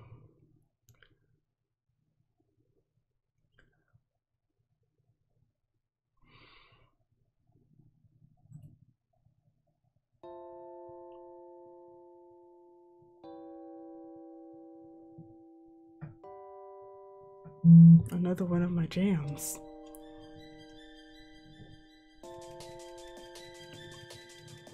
The drums in this one make me think of the Powerpuff Girls.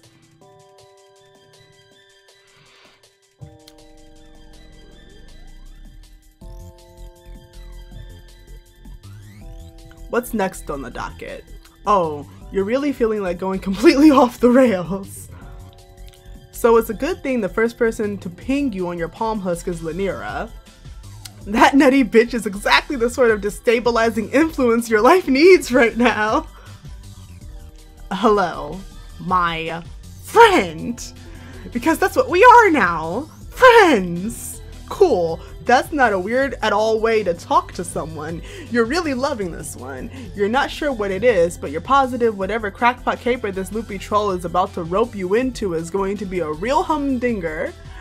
There's a sense of finality in the air. You can taste it.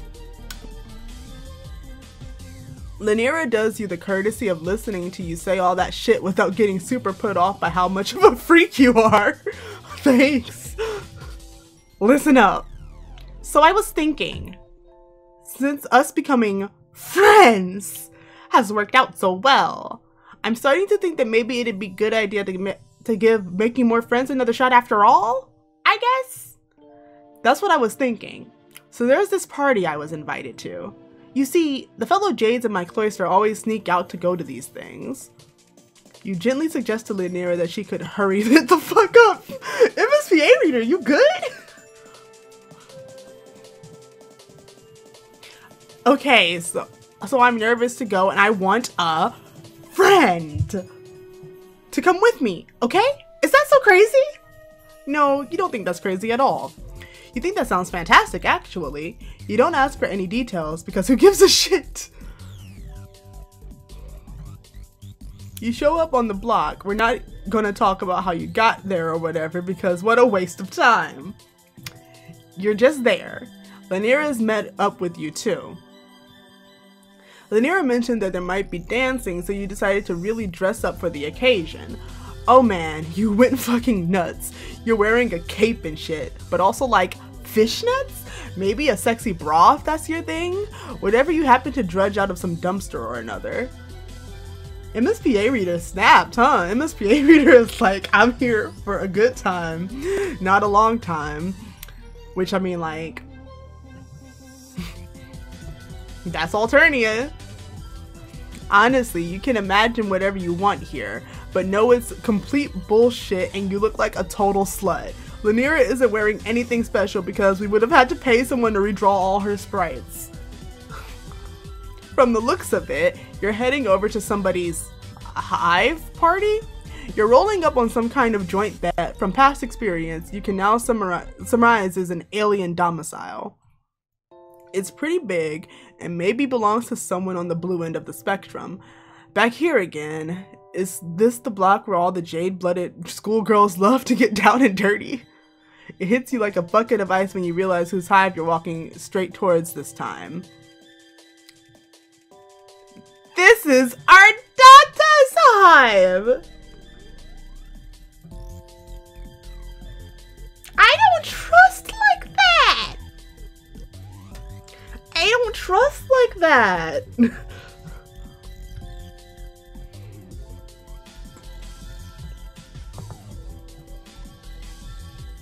Oh, that's just great! Your friend Ardata! Boy, do you love Ardata! Can't wait to see her again!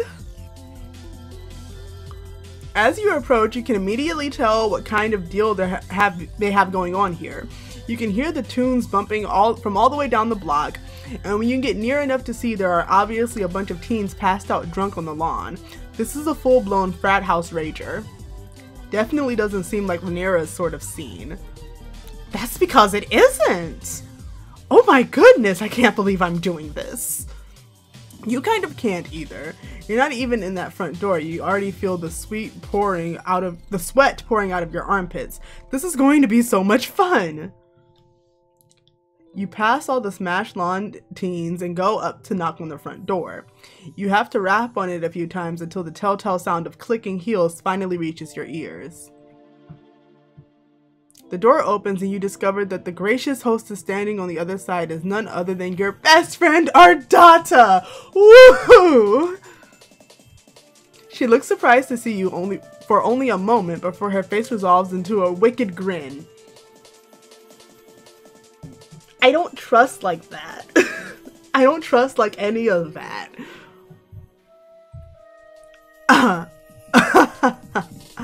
My. Look what the pervy's dragged in. Back for more so soon, my sweet? You're not actually sure how much time has passed since you last ran into Ardata, but it doesn't feel like it can be described in any metric by soon. You've been physically savaged so many times since then, you're not sure what you're blocking out though. You tell Ardata you're really glad to see her, because you totally are. You tell her you weren't expecting her to be hosting a party though. Oh, I don't know if I'd call it a party. More of a friendly kickback of sorts.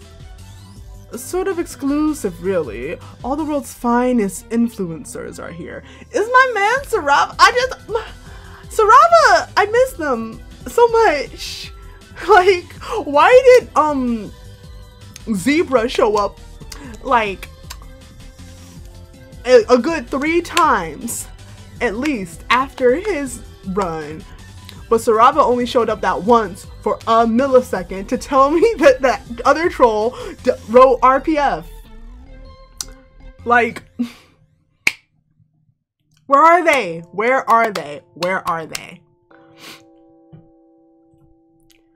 How exactly did you hear about my little shindig? While I certainly consider you to be one of my finest friends, I don't recall inviting you. You gesture vaguely to Rhaenyra. She doesn't seem to know how to lie and immediately cracks under the pressure. One of the other Jades from my cloister told me to come. His name is Lanque, but I don't think he was invited either. I get the impression we kind of always come out here. Basically, we're crashing, if that's okay. Well, of course. What's an informal soiree without a few entirely uninvited interlopers? Rhaenyra doesn't seem to know if she's being sarcastic or not, and you aren't sure if she is either, to be honest. You're like, are you fucking with us? And she's like, oh, or whatever. Of course not. I have but one question for you, my dears.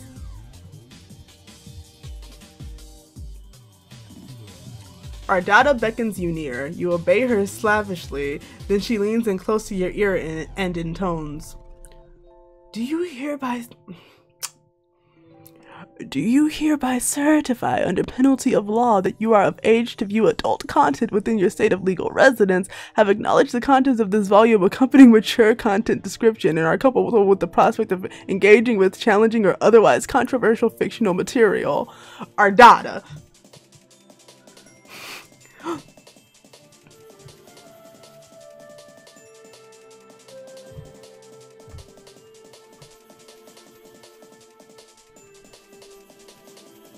I mean, let's go, I guess. That's good to hear. Why don't you come right in then, my dear?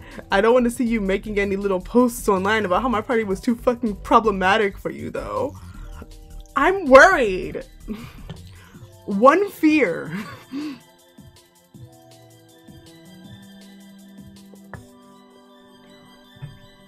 Ardata steps back and welcomes you again into her abode with a grandiose gesture. You're very, very excited for Ardata's party. Ardata's party. And know definitively that you will enjoy absolutely every second of what she has in store for you. Give me 1 second. 1 second.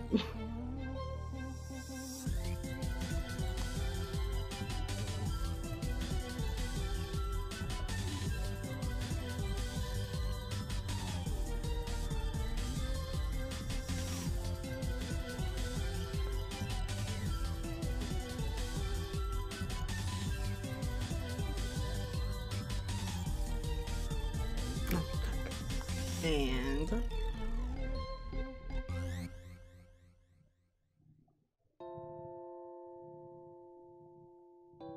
why would my phone have service?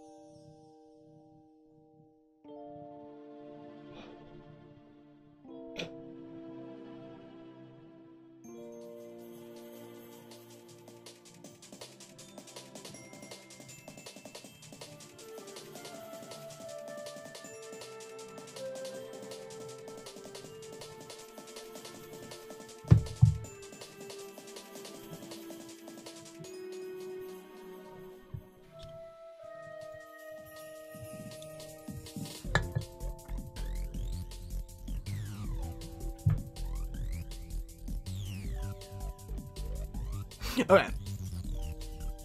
So apparently this ending is actually literally NSFW, so we're gonna not do that.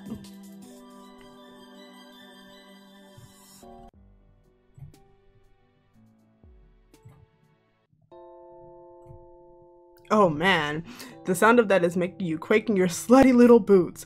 Controversial fictional material, you say? Damn, it's almost starting to sound like the woman wrote this. Count you out.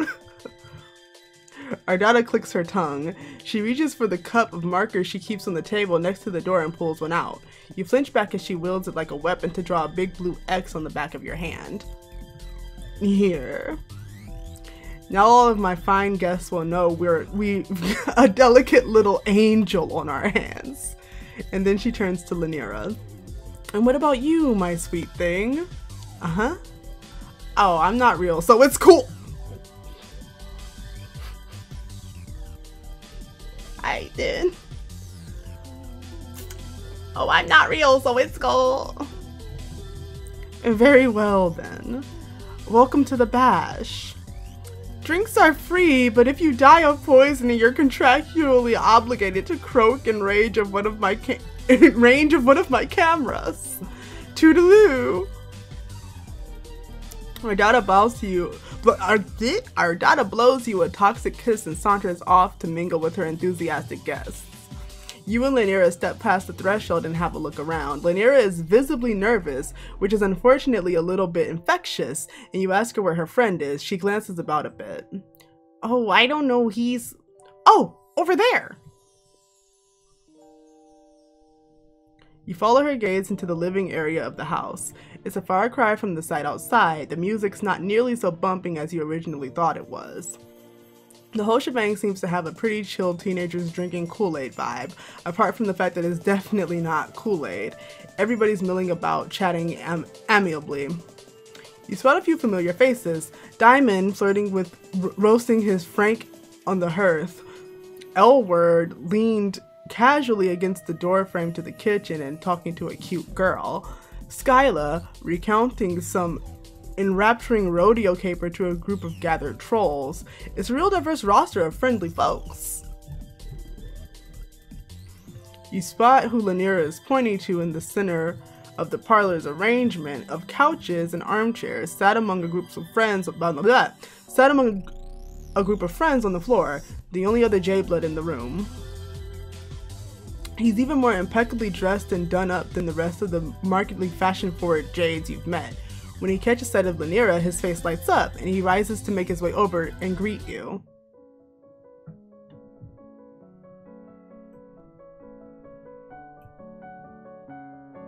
Oh, Lanira, you've made it after all. I was starting to think you weren't going to come. Well, surprise! I didn't. Not come, I mean. I did come. Hi, I'm here. Lol. You cringe, but Lanque seems otherwise unaffected by Lanira's astonishingly embarrassing display. He turns to you with a warm smile. And who's this?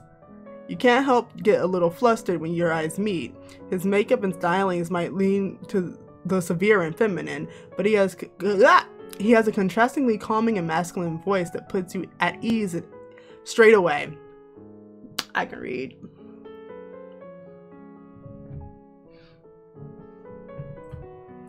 He seems to have quite the opposite effect on Lanira. Before you can answer for yourself, she starts blabbering a mile a minute.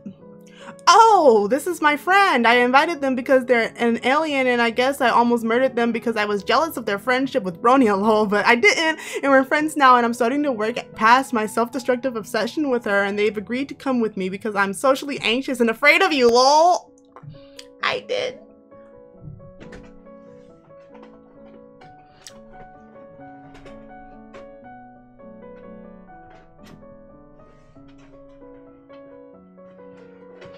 Okay, so it's Pepsi ASMR time. Because what I want, because I'm too lazy to go upstairs and get a bottle of water, which is what I actually want in the moment, but.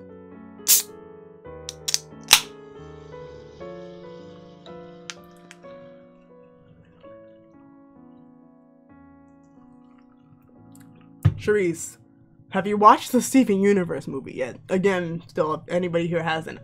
And you have. I'm not going to talk about it. I just want to know if you've watched it.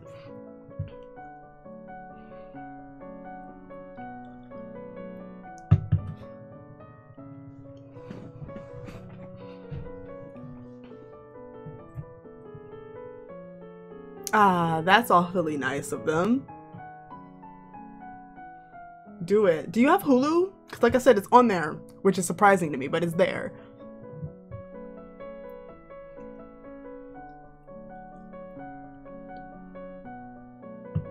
Also, if you do, you want to watch it together through like Discord chat? Because that's basically how I watched it with Ty.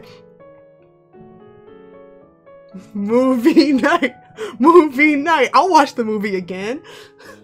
It'll be like the 5th time by this point. I'll watch the movie again.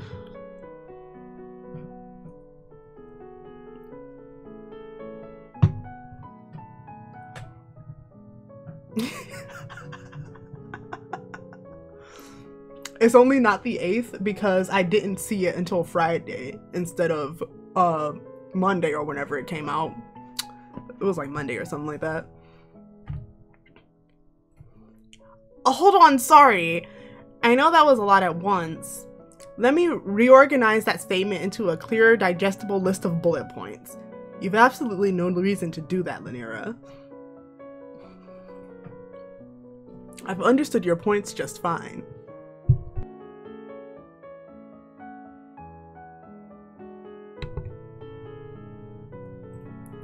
Oh, okay.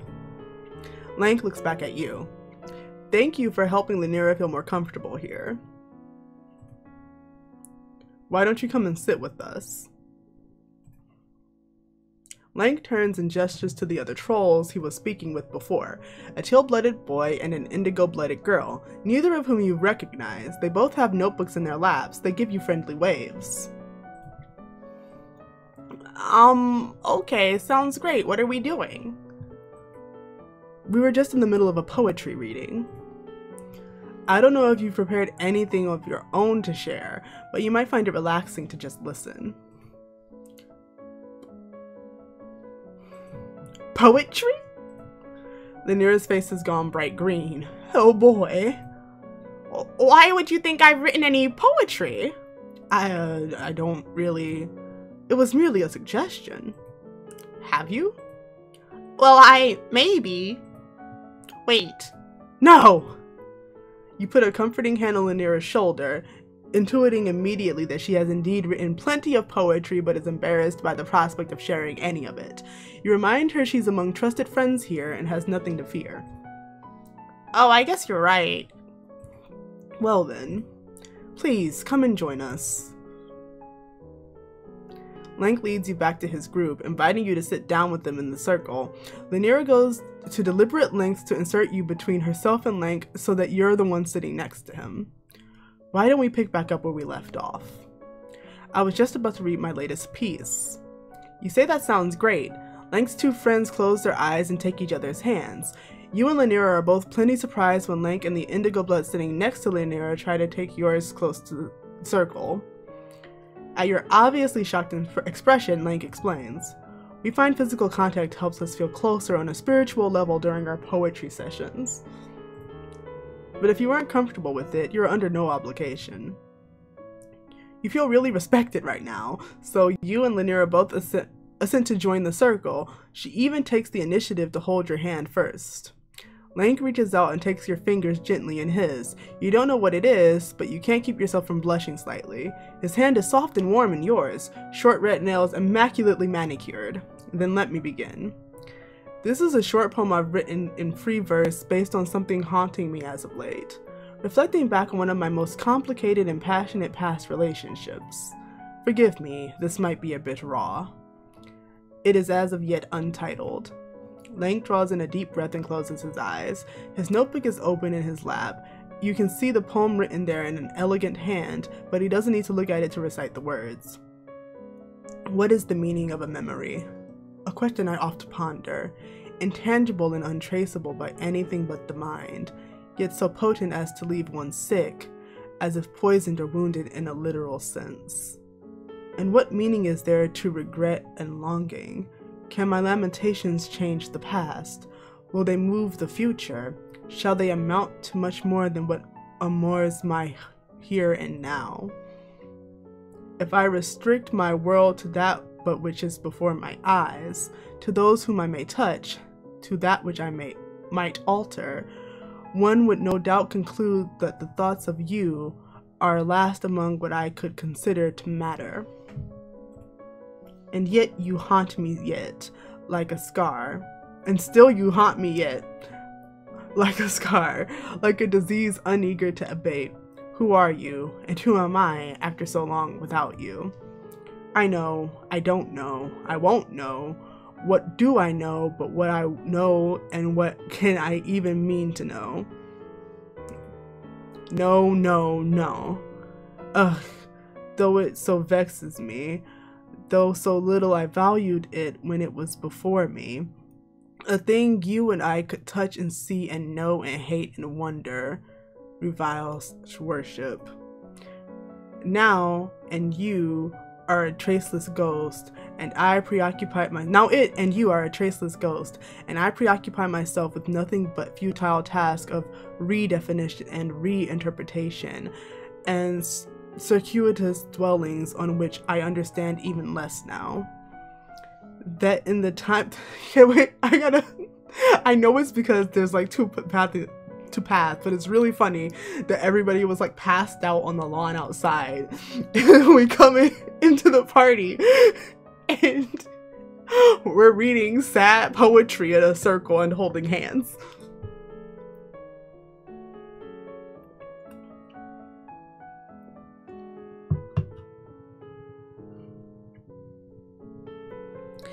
That in the times when my wanderings might have been so easily answered, with a question or a bite or a kiss, or even a single word spoken honestly.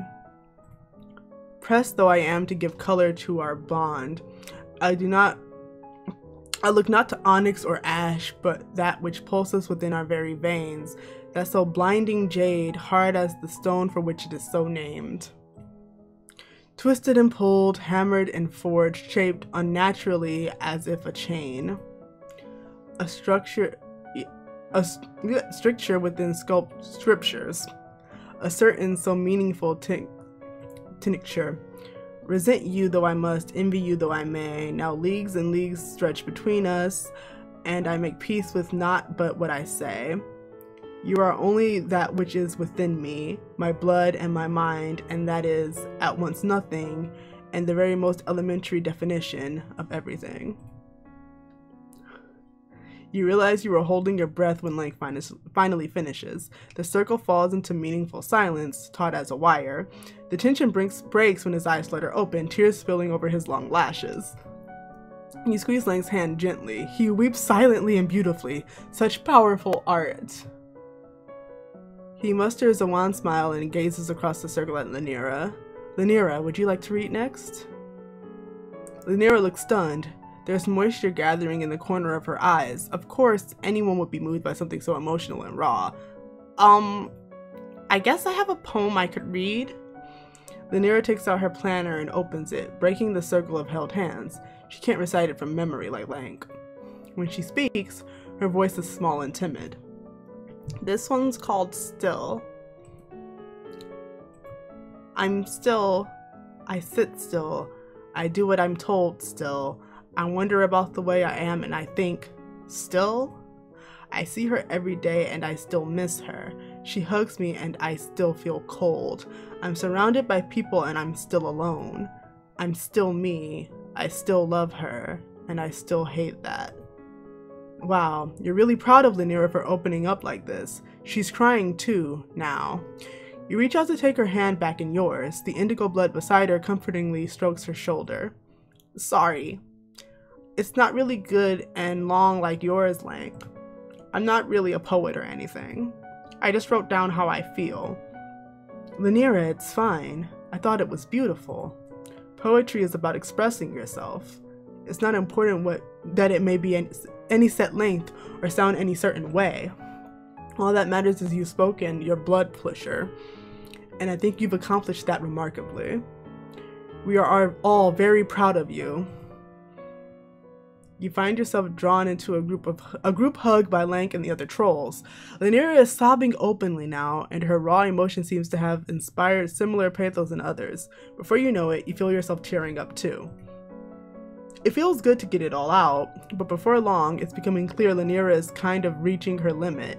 She pulls back and sniffles out something about wanting to go home. Of course, Lanira, if that's what you need.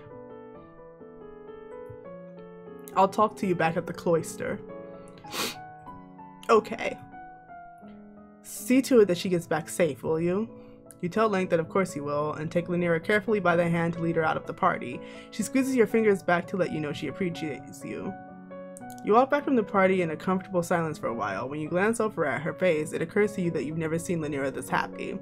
Of course, this is literally the second time you've ever seen her, so you guess you don't actually have much frame of reference for what her normal emotional state actually is. You really want to encourage her on this path of recovery she's going down and all, so you ask her about, her and Lanque. What? Her, then Lanque? What? We're just friends. I mean, it's not like I have a crush on him or anything. I know I've had romantic feelings for a girl before, so it'd be really problematic if I liked a boy now. Oh, you say you're sorry you didn't know. It's okay, just don't let it happen again. Lanira gives a warm smile and reaches to pull you into a hug. Thank you for helping me. I was really nervous and I think if it hadn't been for your help, I wouldn't have been able to come at all. But I did, so thanks. It wasn't perfect, but I think I really opened up tonight. I'll see Lanque again. And you, I hope. And in the future, things will be easier, right? You're certain they will. You pull a comforting arm around her shoulders and walk her the rest of the way home. You feel like this night really taught you an important lesson. Not everything is about collecting the largest quantity of friends as is humanly possible. Sometimes strengthening your bond with someone you already know can be just as rewarding. So screw you, you say, to the concept of good endings and bad endings and narrative railroading. This route makes you feel heckin' valid, and that's fine by you. Valid. We are valid.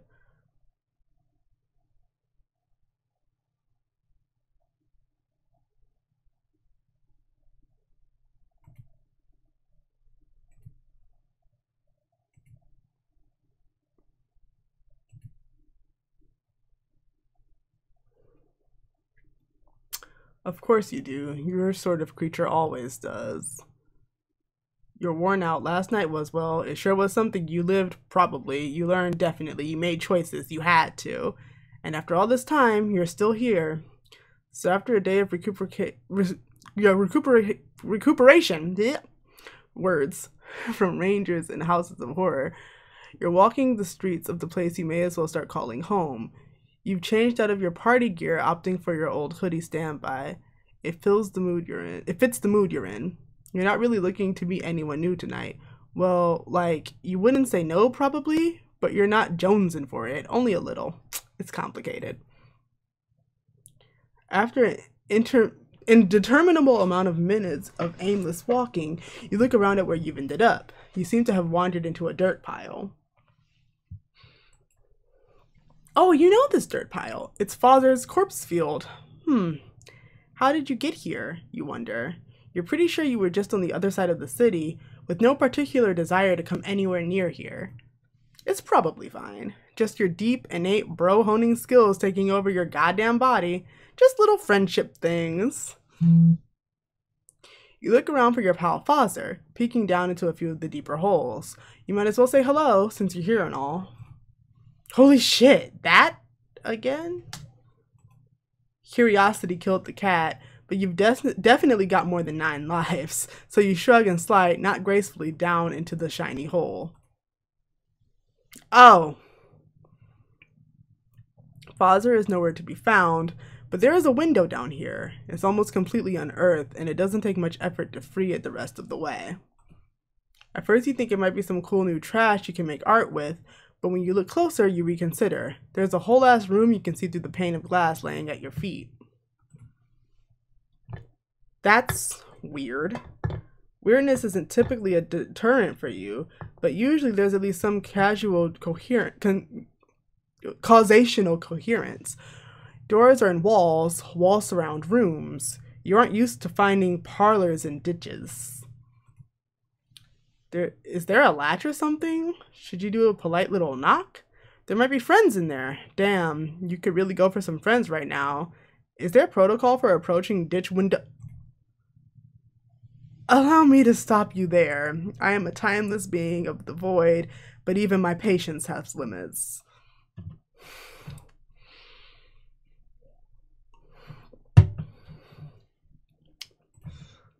Fun is fun, but this frivolous navel-gazing is no longer necessary. Coming from behind the shadow of that narrative text is so very hard to see your face.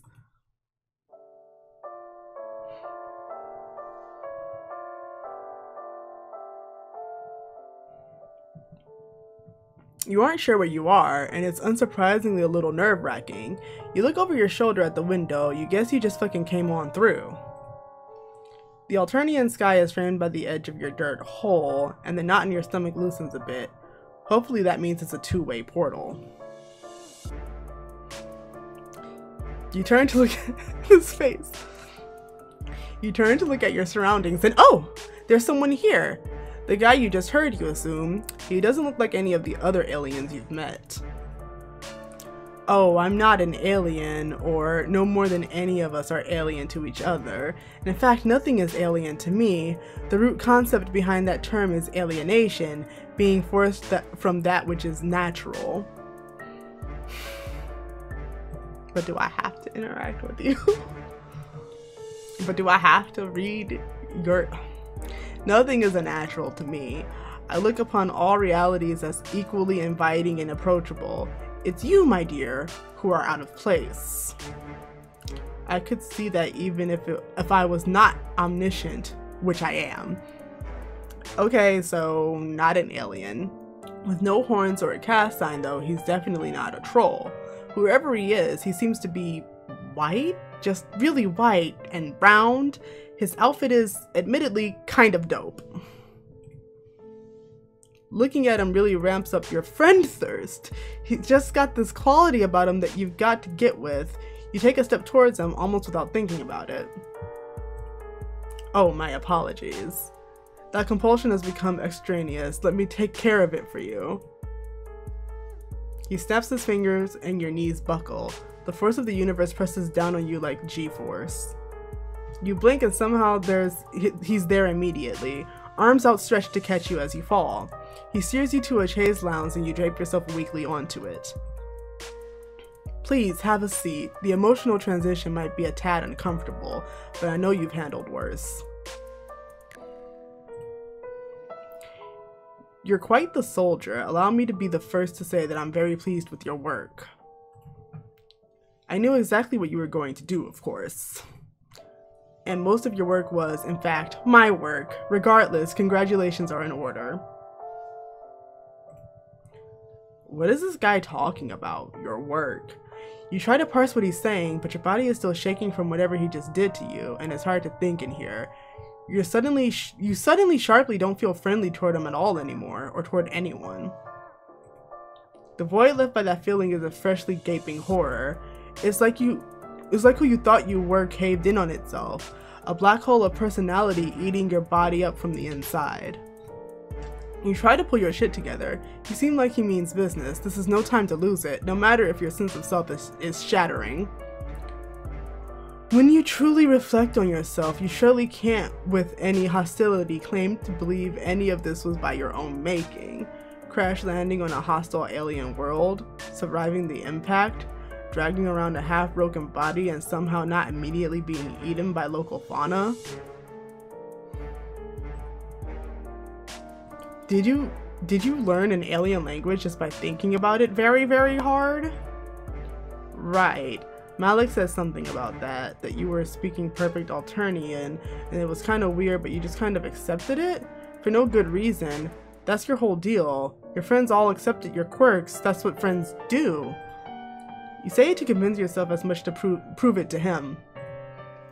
So many trolls, so many fascinating aliens, and all of them want to know you. Did you really think you managed that on your own laurels?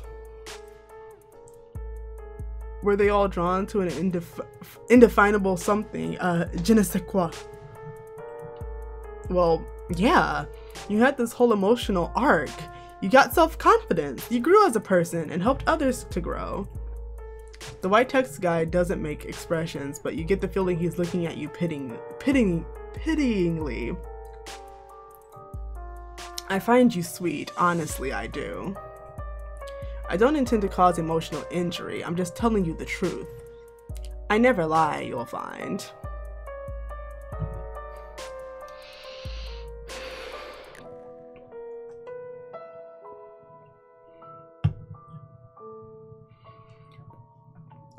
It isn't like you have it isn't like you don't have admirable qualities of your own, of course. You have made quite the valuable vessel for me, and I appreciate that very much. I could not have done it without you. I am only joking. I absolutely could have done it without you. It's just indefinitely more fun to do these things together, is it not? What things? What did he do? What did you do? You hope you didn't do something that would fuck over all your friends. Though when you try to think about them now, the bonds you felt before come up all twisted. Without the artificial friendship drive he'd given you pushing you forward, you're not even sure what those memories are supposed to feel like. You close your eyes and breathe. Try to remember the way Polpa touched your face after you touched hers, claws trailing down your cheek, how Tizia slept trusting as you kept watch. How Tagora gave you a chance when he saw something in you didn't see in yourself. How not that long ago, you got the chitter handle of an extremely friendly Jade Blood boy. Those moments are like the memory of warmth to you now, blurry, cold, and out of reach. Was all of that nothing? Your heart is a chasm. Don't worry so much about it. I simply needed some dots connected, some pieces in place for my next move. Choose whichever metaphor suits you. Whichever way you frame it, because of you, everyone will soon be in their right place. Shit, what have you done? Your head starts to spin and you think you might cry, so you pull your hood up over your head and block out the harsh green of the room. You try to imagine it still smells a little like Malik. It doesn't smell like anything really, but you remember what it smelled like at first and you hold on to that. It was real, you tell yourself. Your friends were real, and what you felt for them and with them was real too. You're so afraid for them, and as guilty as you feel for craving it, the fear just makes you need those feelings you felt before even more. You're clawing desperately for the euphoria of caring, of being cared for. Who cares if your hand was forced? You felt it, and it still matters. You remember how you felt watching Trixie perform, bathed in the light of and righteous anger, and how you drunkenly commiserated with her later when, no, that's not right. That didn't happen, except you still remember how hungover you were the next day. Just when you started making sense of things, the whole fucking world shifts under your feet again. You just can't keep up with all this moving real estate in your brain. Ah yes, all of the resets, annoying but necessary. You are just indescribably bad at keeping yourself alive and in one piece, and you weren't quite adept at befriending aliens to start off with. My intervention was necessary to keep you on the right path. Time and space mean very little to me, but I had to move quickly and, again, repeatedly. Swipe some incriminating note-taking here, befriend an impressionable young upstart there,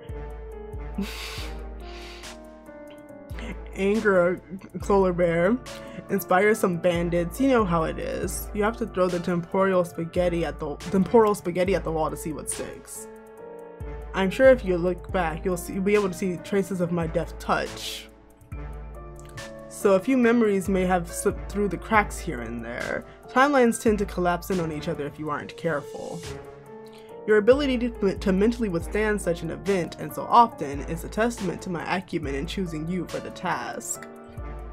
You even almost caught on a few times, which I must say I was not expecting. You almost listened to the silly little girl who likes to dress up in big coats and cause me trouble. And as always, some bystanders ended up caught in the crossfire. The one with the shovel, for instance. I doubt his mind will ever be the same. A pity. You sit up straighter and clench your hands into fists. Over the course of his pompous monologuing, you've moved past the fear and grief and onto deep, globe-chafing rage. How dare he do this to your mind, to your friends' lives? What was so important that one white orb asshole had to fuck with the destinies of everyone you've grown to care about? There are answers out there and you deserve them, so you demand them. Adorable. Yikes. Mood. You shift on the chaise lounge so as to better hide your famous legs from the creepy round fucker. Why are my legs so good?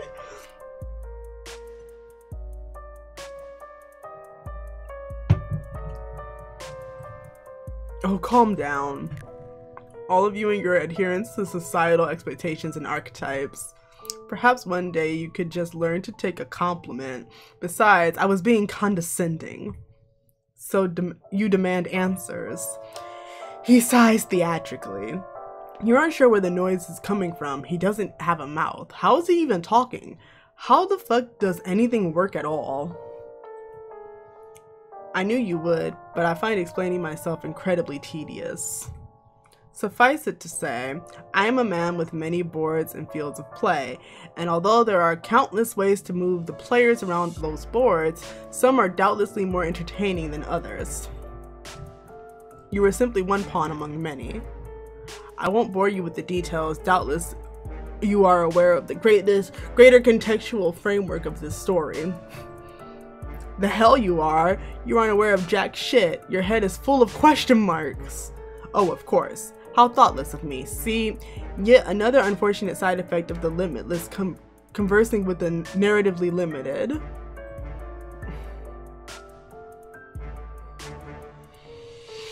He taps the thumb and forefinger to his orb. Perhaps it would really suit you better to understand gradually. And when I say gradually, please understand that I mean it. You won't be leaving. But yes, I do believe this will clarify some things for you. This way, please.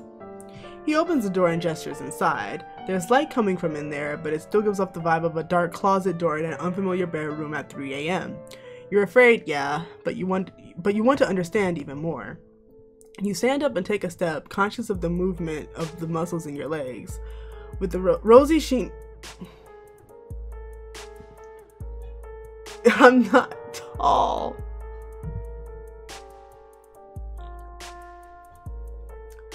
With the rosy sheen of your friendship, hypnosis, or whatever the fuck you did to you gone, the sensation of moving your own body feels heightened, important, yours.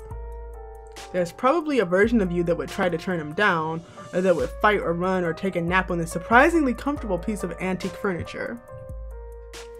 You even consider rushing back to say goodbye to somebody, anybody at least, but you know there isn't time to click through all that bullshit. Those tributaries flicker in your mental periphery, so tangible you can almost see yourself choosing one, but you pull your focus back on your present and look him right in the orb. You just have to trust they'll remember you, because the you you've become after this journey, after all the friendship and growth and death and time, that you needs to understand. You owe it to your friends, but even more, you owe it to yourself. You found your river and you're going to see where it leads. So you follow him. Sit here, please. In the interest of expediency, I will leave you to your own devices while I'll go deal with expected but an entirely unwanted guest. I have a feeling I know what's about to happen, and I'm gonna laugh very hard if it does. It shouldn't be too hard to parse out the truth on your own. All you need to do is read.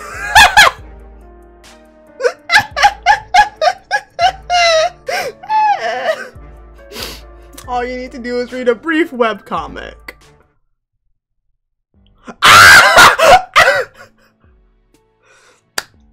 Hold on.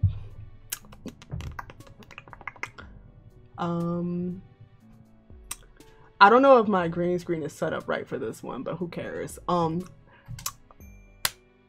yes, it did just take me to Homestuck. Just pointing that out.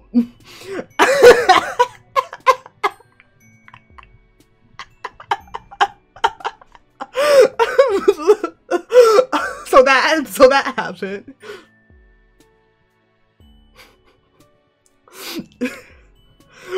Didn't you joke before when he was telling us about troll romance? About troll romance, you were like, oh, it links to the webcomic.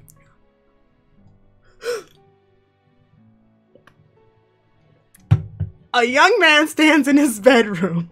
It just so happens that today, the 13th of April, 2009, is this young man's birthday. Though it was 13 years ago he was given life, it is only today he will be given a name. What will the name of this young man be? I did say you needed to reread Homestuck.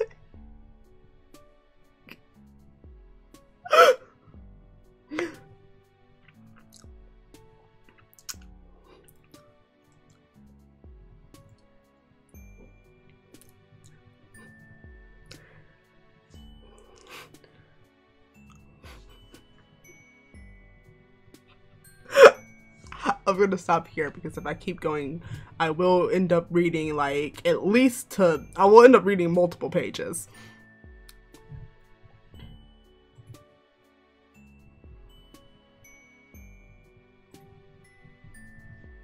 This game thinks it's funny.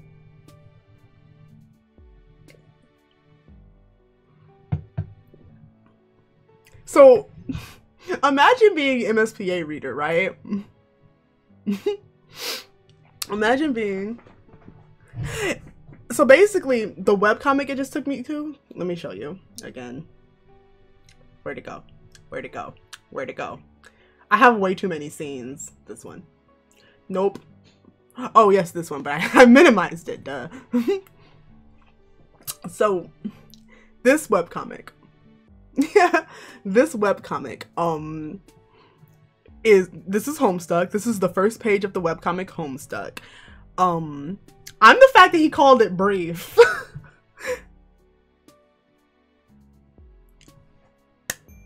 Oh, I got you. Because after today, I will be done with this game, with the Homestuck games. So for now, so I'll be able to go back to playing video games that aren't related to Homestuck. But basically, this webcomic, which is over. Nice. A lot of them are really interesting. But this webcomic is over. But this game, oop. You ever accidentally open a program that takes forever to open, and then you have to sit there and wait so you can exit out, because that's what I just did. But anyway,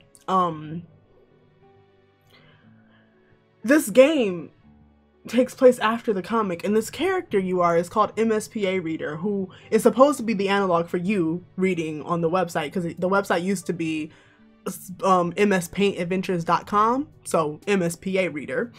And throughout the comic, there are a couple times where, like, as a joke, they show MSPA Reader reacting to the events of the story.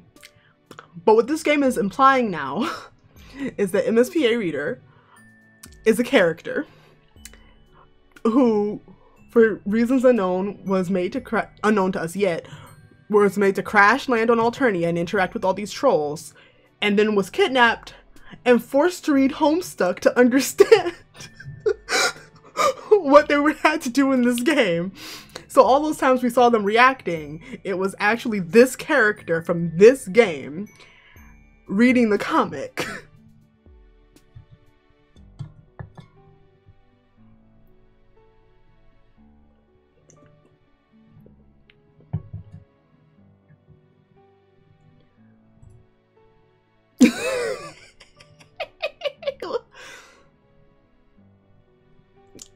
Let me tell you about. Alright, technically we still haven't even befriended this guy. Because no, the two. Because I was kidnapped by a Doc Scratch. I didn't expect to get kidnapped by him like that. But also I didn't want to say no. Like, I figured it would take me to his thing, but I didn't want to say no because the way it happened. None of the other ones connect like that. But let's meet these last two, and then I'll go play Pester Quest. And Pester Quest is the new game that just came out last Wednesday. And it and that one is exactly like this game, I think. But you meet characters from Homestuck, the actual webcomic. And so far only 2 routes are out. And it's the route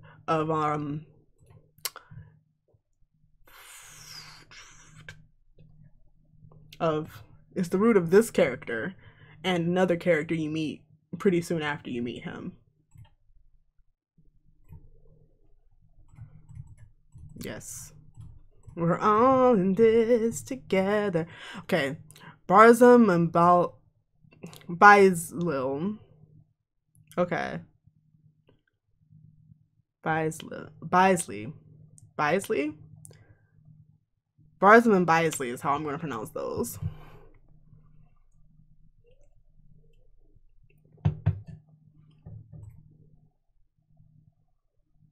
You've gotten pretty good at the old friend making game by now, but even an old hand at palling around like you, a real platonic Lothario has bad nights sometimes. Tonight was one of those nights. It's getting close to morning, and now not a new friend in sight. You meet new people, sure, but none of your conversations had panned out the way you wanted them to. Every interaction had come to a close with your friend count no higher than when you started. No matter how many compliments, offers to help, and other tried and true friending strategies you whipped out. You won't stand for it. You're determined to finish out the night with at least one more new buddy's name in your little black friendship book. But with the sun's about to rise, you have to admit you're cutting it a little close. As each minute ticks by, the sky gets a little lighter, and the possibility of dying an agonizing fiery death gets higher. Maybe it'd be best for you to just pack it in and find somewhere to spend the day. You pick up your trusty palm husk and call up one of the many friends you've already had to ask if you can crash. Hell, maybe Skyla will be up for sharing a reciprocoon again. The soothing ooze has kind of grown on you, and sleeping next to Skyla always makes you feel comfy and safe. Turns out Skyla is more than down with you coming over. Time to make tracks. You turn tail and hurry in the direction of Skyla's digs, but it's not long until you run into a distraction. Oh, totally looks like a place I want to go to. That distraction is in the form of a house. It's a dark, crooked thing hulking close to the ground. Slanted wood walls, sloping roofs, vines cling to it like dust, and cobwebs cling to foreign, forgotten things in the attic. Something about it feels off. It possesses a certain energy that sends shivers up your spine, making your hair stand on end. An instinct deep in your gut is telling you to give it a wide berth. On the other hand, it's shelter. Skyla's place is always a ways off yet, while the house is right there in front of you. It could be worth seeing if whoever lives here is willing to put you up for the day. Well, I mean, I'm going to approach the house.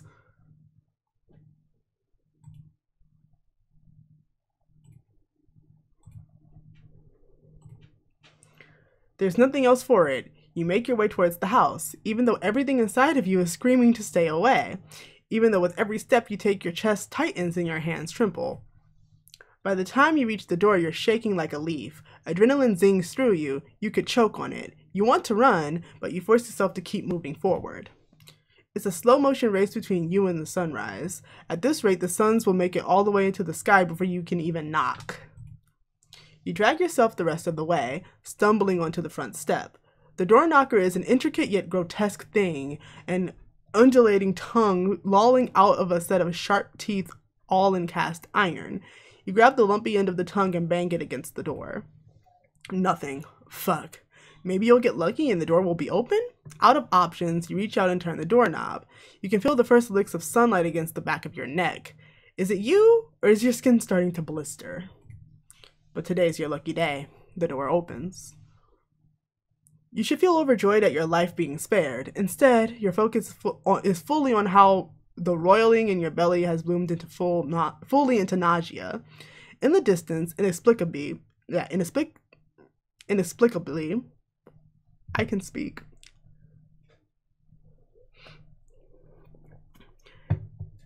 Is the peal of sirens, an insistent whining noise that only continues getting louder. You shouldn't have come here, but it's not like you had another choice. You might as well see what awaits you inside, but as soon as you cross the threshold, the world lurches and you pass out. You come to in a different room than the foyer, head ringing like someone just whacked it. When you move to sit up, there's the sound of skittering all around you, like hundreds of tiny insects are scurrying away to safety. Had they been roaming the floor while you were knocked out? Gross. You prop yourself back on your hands, take a look around. Your impromptu nap has done nothing to assuage the deep sense of wrongness you have about this place. But hey, maybe you've managed to sleep through the day. Maybe the sun has set again so you can get the hell out of here. The sense of optimism is misplaced, probably, but it's not as if you can check. There are no windows. You cast your eyes around the room. Underneath the floral-peeling wallpaper, the walls are riddled with damp and mold. And on the other side of the room, an open door. Thank fuck. Whoop. You aren't locked in then. You can go look for somewhere else in this place that might have a goddamn window. Mood, MSPA reader. I would be a lot more worried about all the clown portraits on the walls. I don't want to go to Clerch again.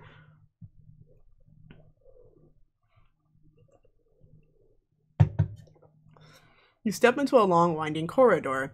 It's so cramped you feel almost as though the walls are closing in. While it had been warm enough outside, in here a deep chill settles over you, sinking deep into your bones. You're half convinced you'll never be warm again. Emanating from somewhere you can't see is music, tinny and rhythmic. It's soon interrupted by a crackling noise, like someone trying to tune in to the correct station on a radio. Then one of the picture frames lights up. It looks like it was actually some sort of TV screen.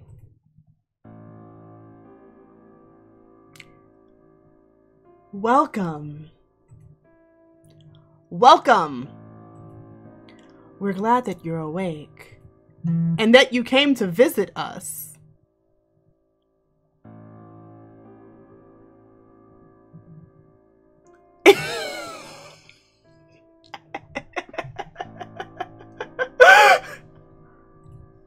We've been really bored. You know what? I don't like anything resembling Gamzee's quirk.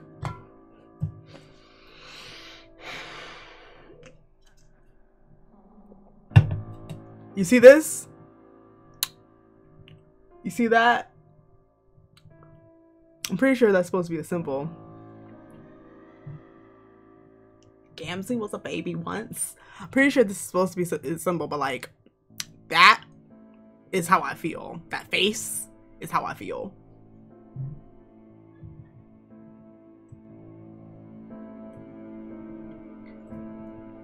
In this stinky old house. It really sucked. We could have just died from how boring it was. Two voices. One monotonous and so quiet you can barely hear it. The other shrill, dramatic, like its owner never learned the meaning of the words indoor voice. Please, please, please say that. Please, please, please, please. Pretty please. Pretty please.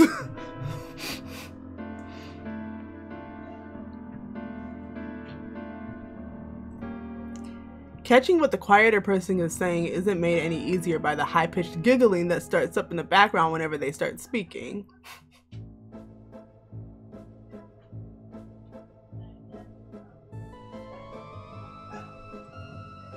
So hurry up and find us. We want to play a game. Don't like this. Gee, why do those words give you such a profound sense of deja vu? The line goes dead. At the same time, a door pops open at the other end of the corridor. You're meant to go through it, you guess. You'd rather go somewhere else, anywhere else, other than through the door, but there's nowhere else to go. Or is there? I'm gonna look for another door because I don't trust like this. One of these portraits is a secret door, right? I know how Scooby-Doo works.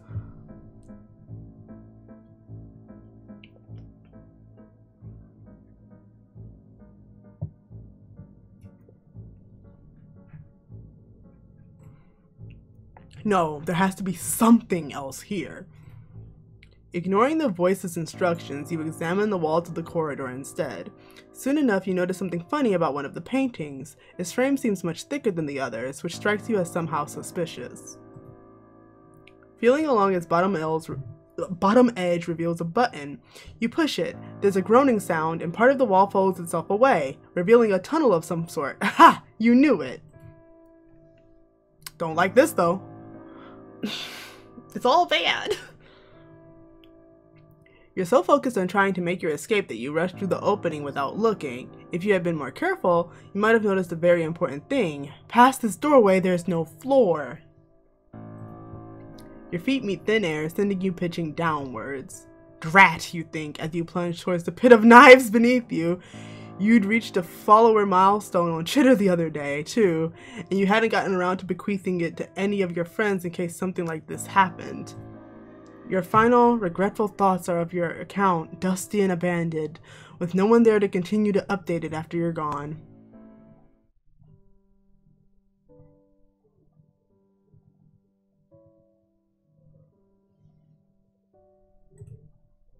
Well, that didn't work.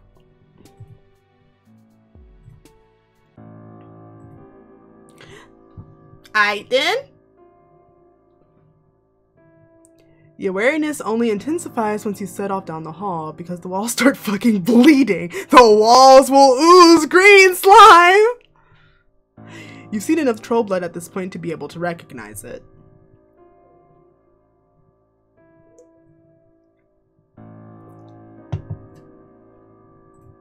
Multicolored streams ooze over the wallpaper and faded portraits lining the wall, collecting and congealing in sticky, vicious puddles on the floor.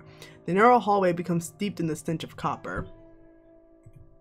You walk faster, but the streams of blood follow you, sluicing down from the ceiling as quickly as you walk. You reach the door, eager to get away from the grisly sight. You throw it open, but oh god, you hadn't considered what might be waiting for you behind it. What if these two shady characters plan to torture you, tie you up and steal your palm husk, texting embarrassing messages to your friends while you can only look on in horror, helpless and unable to intervene? Anything but that. Oh, this looks fun. You should listen to Taz so I can make a joke. Oh, also, if anybody here doesn't know, The Adventure Zone is a great D&D podcast, and I highly recommend listening to it. I want to make a joke.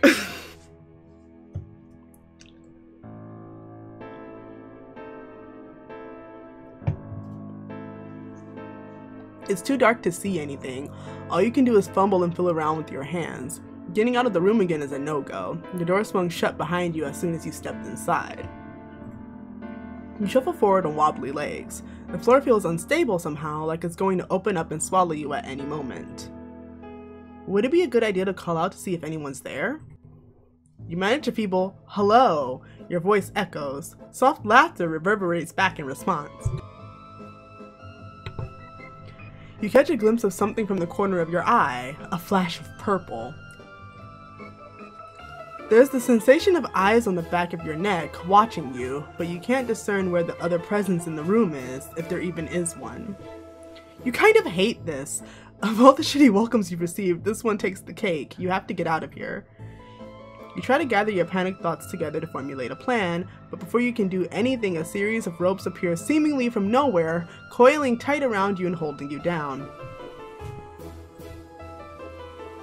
You're finally here. Wait, this is... They told me to find them. They're just in the very next room? Guys. We've been waiting for you. A light comes on. It's not the warm, burning rays of sunlight.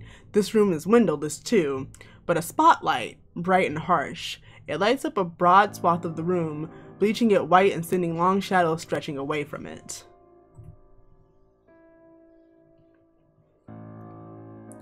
You can see your captors more clearly now. Two purple blood kids. Aside from their expressions, they look exactly the same. A manic glint sparkles in the eye of one of them, as sharp as his razor blade grin. The other one looks more hesitant, almost sad. We're Baizli. And Barzum. You're the alien, ain't ya? You look weird. Your body's real weird. We wonder what color your blood is. Or how springy and slimy your acid tubes are.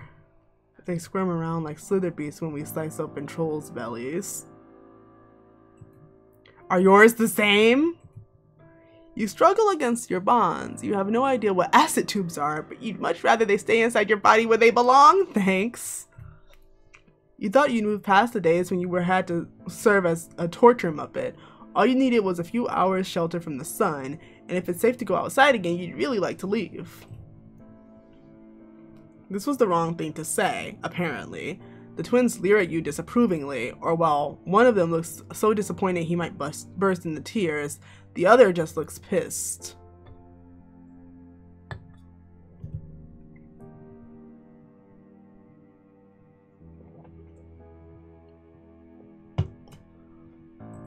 No way! Oh, okay. We told you. We've been so bored! Do you know what it's like? To be all alone? With no one else to play with? For wipes? We might have had each other, we might have had each other. We're never truly alone. That's what makes being us so great. But it's a little difficult to play pranks on someone who always knows what you're thinking and feeling. Wait, you thought Barzum was the quiet one and Baizli was the loud one. But it looks like you were mistaken? Or did they switch? If you weren't faced with the prospect of having your innards yanked out and played with by bloodthirsty children, you might be more puzzled by their statement. As it stands, you have more pressing problems on your mind right now, so the words more or less fly over your head. You squirm harder, even though it doesn't do any good. In fact, it just seems to make the twins madder? Sadder? You settle on some matter. Stop trying to get away!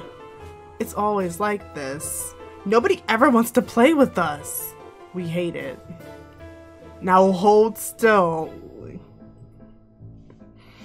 You look at them beseechingly, trying to appear as small and helpless as possible.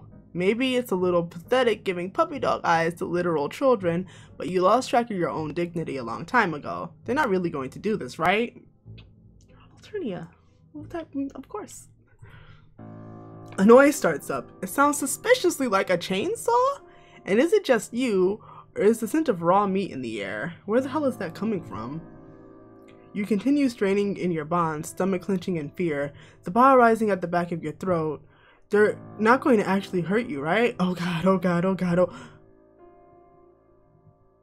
You wake up, gasping, but you aren't strapped down anymore. You're in the same room that you were in at the beginning. What happened? The room hasn't changed since you've been gone. There's still only one way out. You really don't want to step through that door again, but what else can you do? You step through the door. There's that radio crackling again. Welcome. Welcome. Glad you're awake. Oh, worm? Because that would have stopped. There was literally no difference. No difference until back in this room, apparently.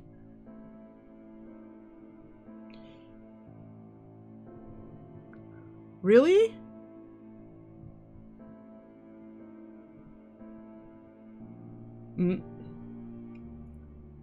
Oh no, it went through a lot actually. It must think I've been here before even though I haven't.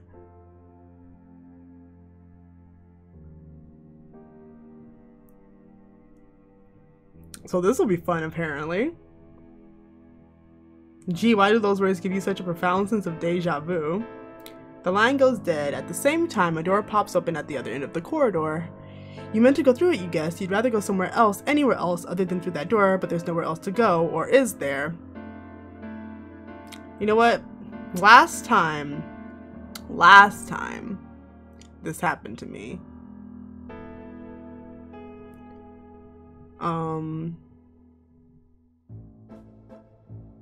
Let's go.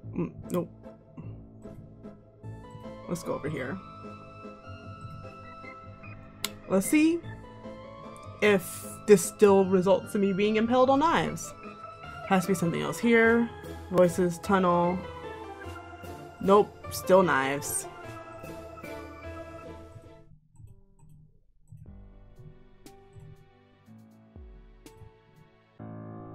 Approach the door. There's the blood.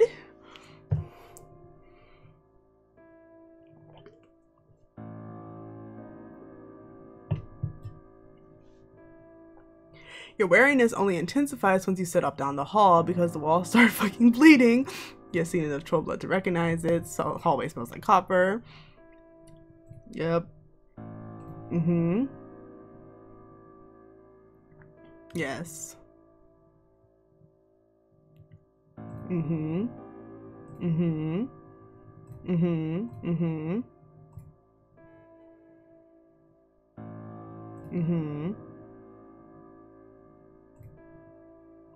Finally here, we've been waiting for you. Spotlight. Yep. They look exactly the same. They introduce themselves. They keep them where they belong. Wrong thing to say. They're bored. Yeah, they switched. Smatter.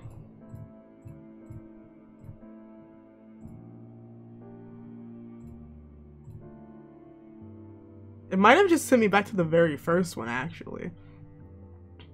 Alright, we're in the same room again. I step through the door. Radio. Welcome. Glad I'm awake. Pre-recorded message, maybe?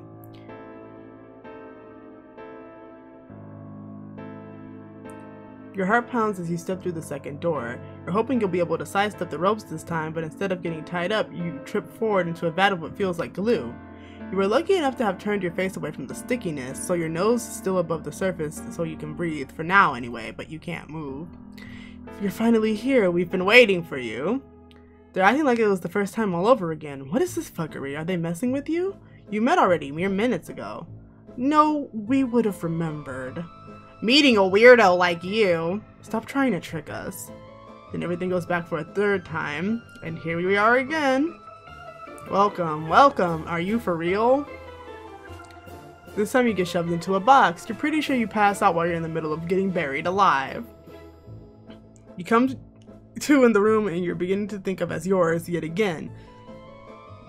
You pass out 5 times, 10, you begin to lose count. You never pass out at the same point during the twins' shenanigans, but it inevitably happens and you always end up right back where you started. The worst part is that while your conversation with the twins stays the same, the way they trap you changes. You get tossed upside down from the ceiling, dunked into a water tank, scrabbling to get out while your lungs begin to burn from the lack of air. Every time you black out before you can die, but you've almost died dozens of times by now and it's really beginning to stress you out. You have to be stuck in some sort of time loop. You've seen this sort of thing in movies all the time, and everyone knows that movies are the best points of reference on one's actual life. The hero wakes up to the strains of an old pop song playing on the radio and reminisces over their childhood journals, which sends them back in time where they have to stop the crime before it happens, or maybe you were thinking of a different movie. Anyway, your point is you have to find a way out of the loop. Hopefully you won't have to do anything too wild like stab your past self and then throw your own bloody corpse out the window. That would really blow. Unfortunately, you can't seem to find any clues indicating what you should do next. You always pass out. The twins are always excited to play with / torture you. They don't seem to be aware that any of this is happening from what you can tell. After round 20-something or other, you've had it. Enough is enough. You can't take any more of these giggling and any more of that hard damn floor, any more of the excruciating games. You might not be any closer to figuring out what to do, but you have to try something.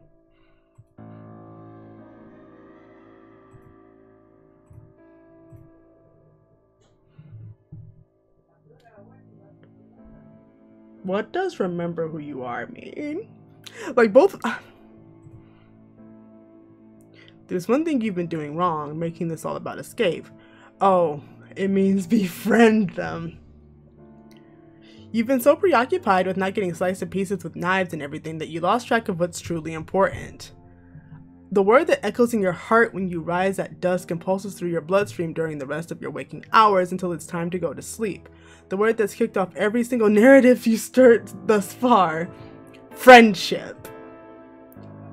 You'll do things differently this time. You're going to bring yourself to truly care about these creepy clown children, god damn it, even if it's the last thing you do. And with the way things are going, it very well could be.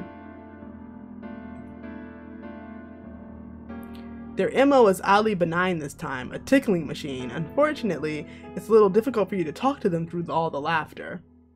What are those noises they're making? I think they're trying to tell us something. Miraculously, the tickling stops. You wheeze, trying to catch your breath, hoping to God you haven't peed.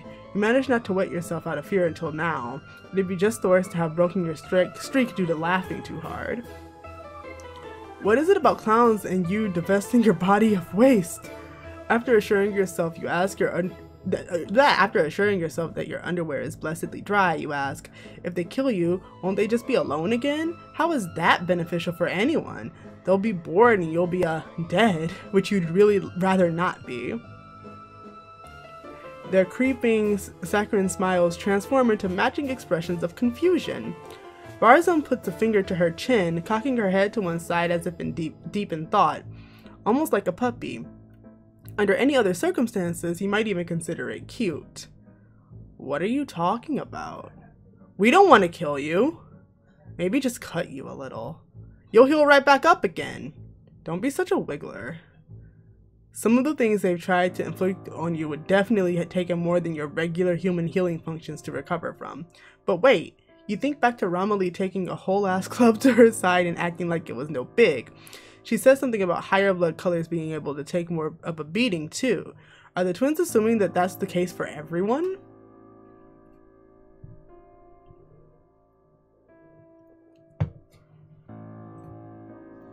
God, this is what happens when all the adults in the society go off planet and leave a bunch of zoo animals to bring up their kids.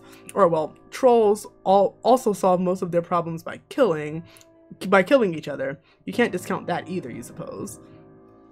You take a closer look at the twins. There isn't any malice in either of their faces. The only emotion you can discern is idle curiosity. You decide to take that as encouragement. You explain that, no, you won't heal up from being sliced open, or from an on-fire scuttle buggy being flung at your head, because you're a human and humans heal differently from trolls. Well, differently from high-blood trolls, at least. You even use your best babysitter voice for good measure. You feel like you're giving a stern talking to about the importance of taking care of one's toys so they don't break. Instead, you propose, why don't you be friends? You can all play together instead of you being the subject of their torment. They'll be able to play with you for longer that way too. They give you a strange look. Friends? What's that? Do people not agree to be their playmates very often? No. Usually everyone runs in the other direction, so we have to catch them. Or trick them. That explains a lot. You think you're beginning to understand. If they let you down, you can try and show them what you have in mind. They do. They actually free you. They turn all the lights on in the room too, so you can finally see everything in it. It's bigger than you expected and set up like a circus tent. A wire is suspended along the ceiling. A person-sized target board rotates at dizzying speeds against the back wall. Juggling clubs, knives, scarves, and other props are piled across the floor. You recognize a few of the mechanisms they have inflicted on you before. It's pure chaos. So, what else do they do with all this stuff? They're still staring at you as if they aren't quite sure how to deal with you engaging with them voluntarily. You're feeling pretty tentative yourself. The whole interaction seems incredibly precarious. You're afraid that if you make a misstep, you'll end up back in the tickling rack again. This isn't ours, we just found it when we got here. But it does look a lot like what's in our hive. We can do shows and stunts. All kinds of cool stuff. Fuck, even when they aren't threatening you, the way they talk in chorus like that freaks you out a little. In perfect unison, like they're one voice instead of two. You shake off your fears and suggest that they show you a little something. They seem to like that idea. Excitedly, they scurry over to the target board. One twin stands against it, the other picks up a handful of throwing knives. You're anxious. You don't exactly want them to rough up each other instead of you. But Barzum just throws the knives in a graceful arc. They surround Baizli perfectly, barely missing him. You gasp with your mouth in a perfect O. The twins seem pleased with themselves, laughing together like they're sharing a secret. If you think that's impressive, watch this! They execute a sick flip on a pair of trapezes above a bed of swords, making a daring escape from one of the contraptions they trapped you in. They move similarly to how they speak, perfectly in tandem with each other. With a variety.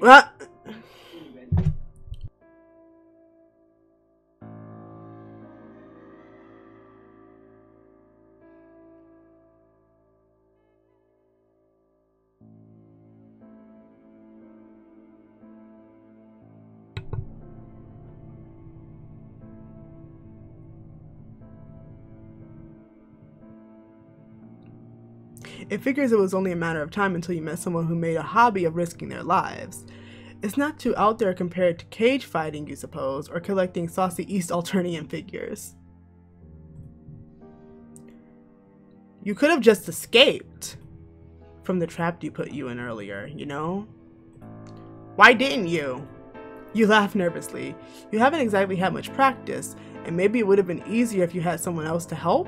You look at the two of them pointedly. You didn't even realize siblings were a thing among trolls, let alone twins. Sibling? What's that?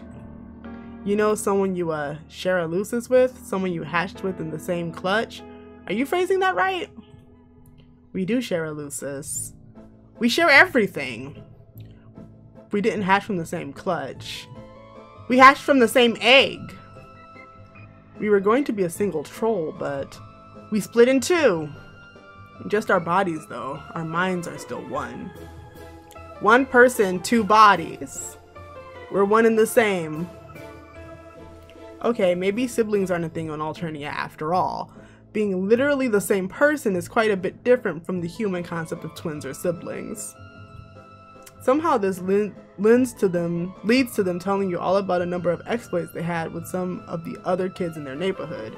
One story led you to another, and soon you're recounting some of your own adventures too. They particularly love your attempt at giving it an impression of Nihkee, clapping and crowing as you get into a dramatic power stance and flex your flimsy muscles.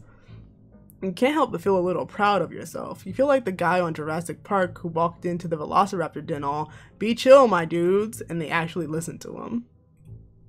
Besides, there's something great about making kids laugh, even kids who were trying to murder you less than an hour ago. The twins are in the middle of talking about a prank they played that they found hilarious, and that you've been trying hard not to grimace at horror at when you feel it, a certain change in the air. Didn't they mention they had been stuck here? Did we? Yes, we have. When we try to go out the door, some sort of force pushes us back. You're the first other person we've seen since we got here. You have a hunch that might have changed. Why don't you all try again? They look at you skeptically. If you want. It's not going to be any different though. You just tell them to trust you. You look at the front door. The twins are crowding you from either side, clinging onto your arms and edging so close it's like they're trying to burrow into you. Ready? They nod, you push against the door. It opens and you breathe in the cool evening air. Not so fast! We've gotten this far before. But we won't be able to go any further. You'll see. You take one step, then another.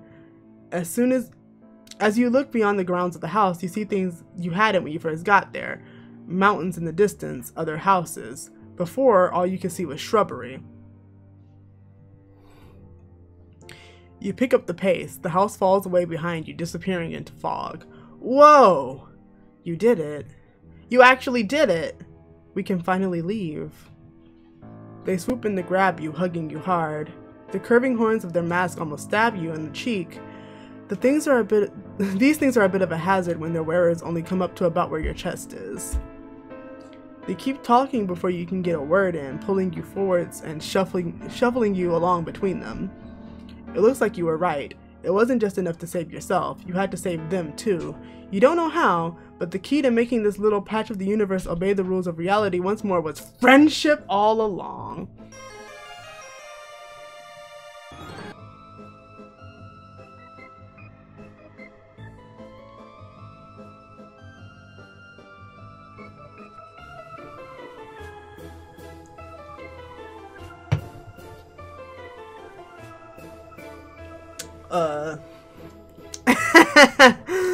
You should have seen your face. You were shit your gam tubes terrified. You heave a sigh as their incessant giggling surrounds you like so many playful ghosts. Yes, you say. Very clever.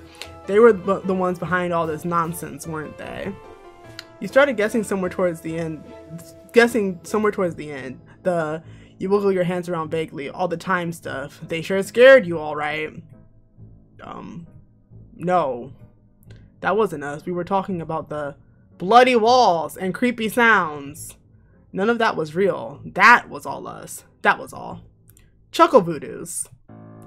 We're the best at chuckle voodoos. We got you so good. They both bounce beside you excitedly. You blink down at them. You have no idea what the heck chuckle voodoos are, but you can only guess that it's some sort of illusionary thing. So they didn't have anything to do with time messing up? Folding in on itself? No. We told you. We've been trying to get out of that stupid house for wipes. maybe even a perigee. Did you really think that was our hive? Our place is so much cooler than that dump. Visit their actual hive? You have your reservations about that, but you can't find it within you to say no as they eagerly pull you along. One twin tugging your hand, the other looping an arm in yours. You look back at the house one last time.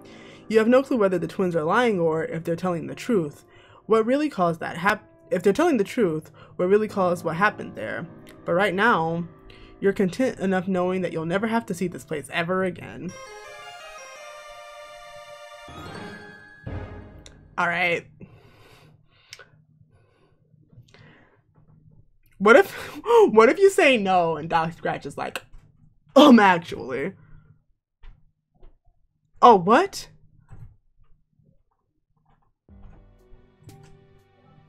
Okay. I was about to say, does that not count as befriending them? Alright, we did it. We did Pester Quest. So, I mean, we did Hive Swap. So it's Pester Quest time.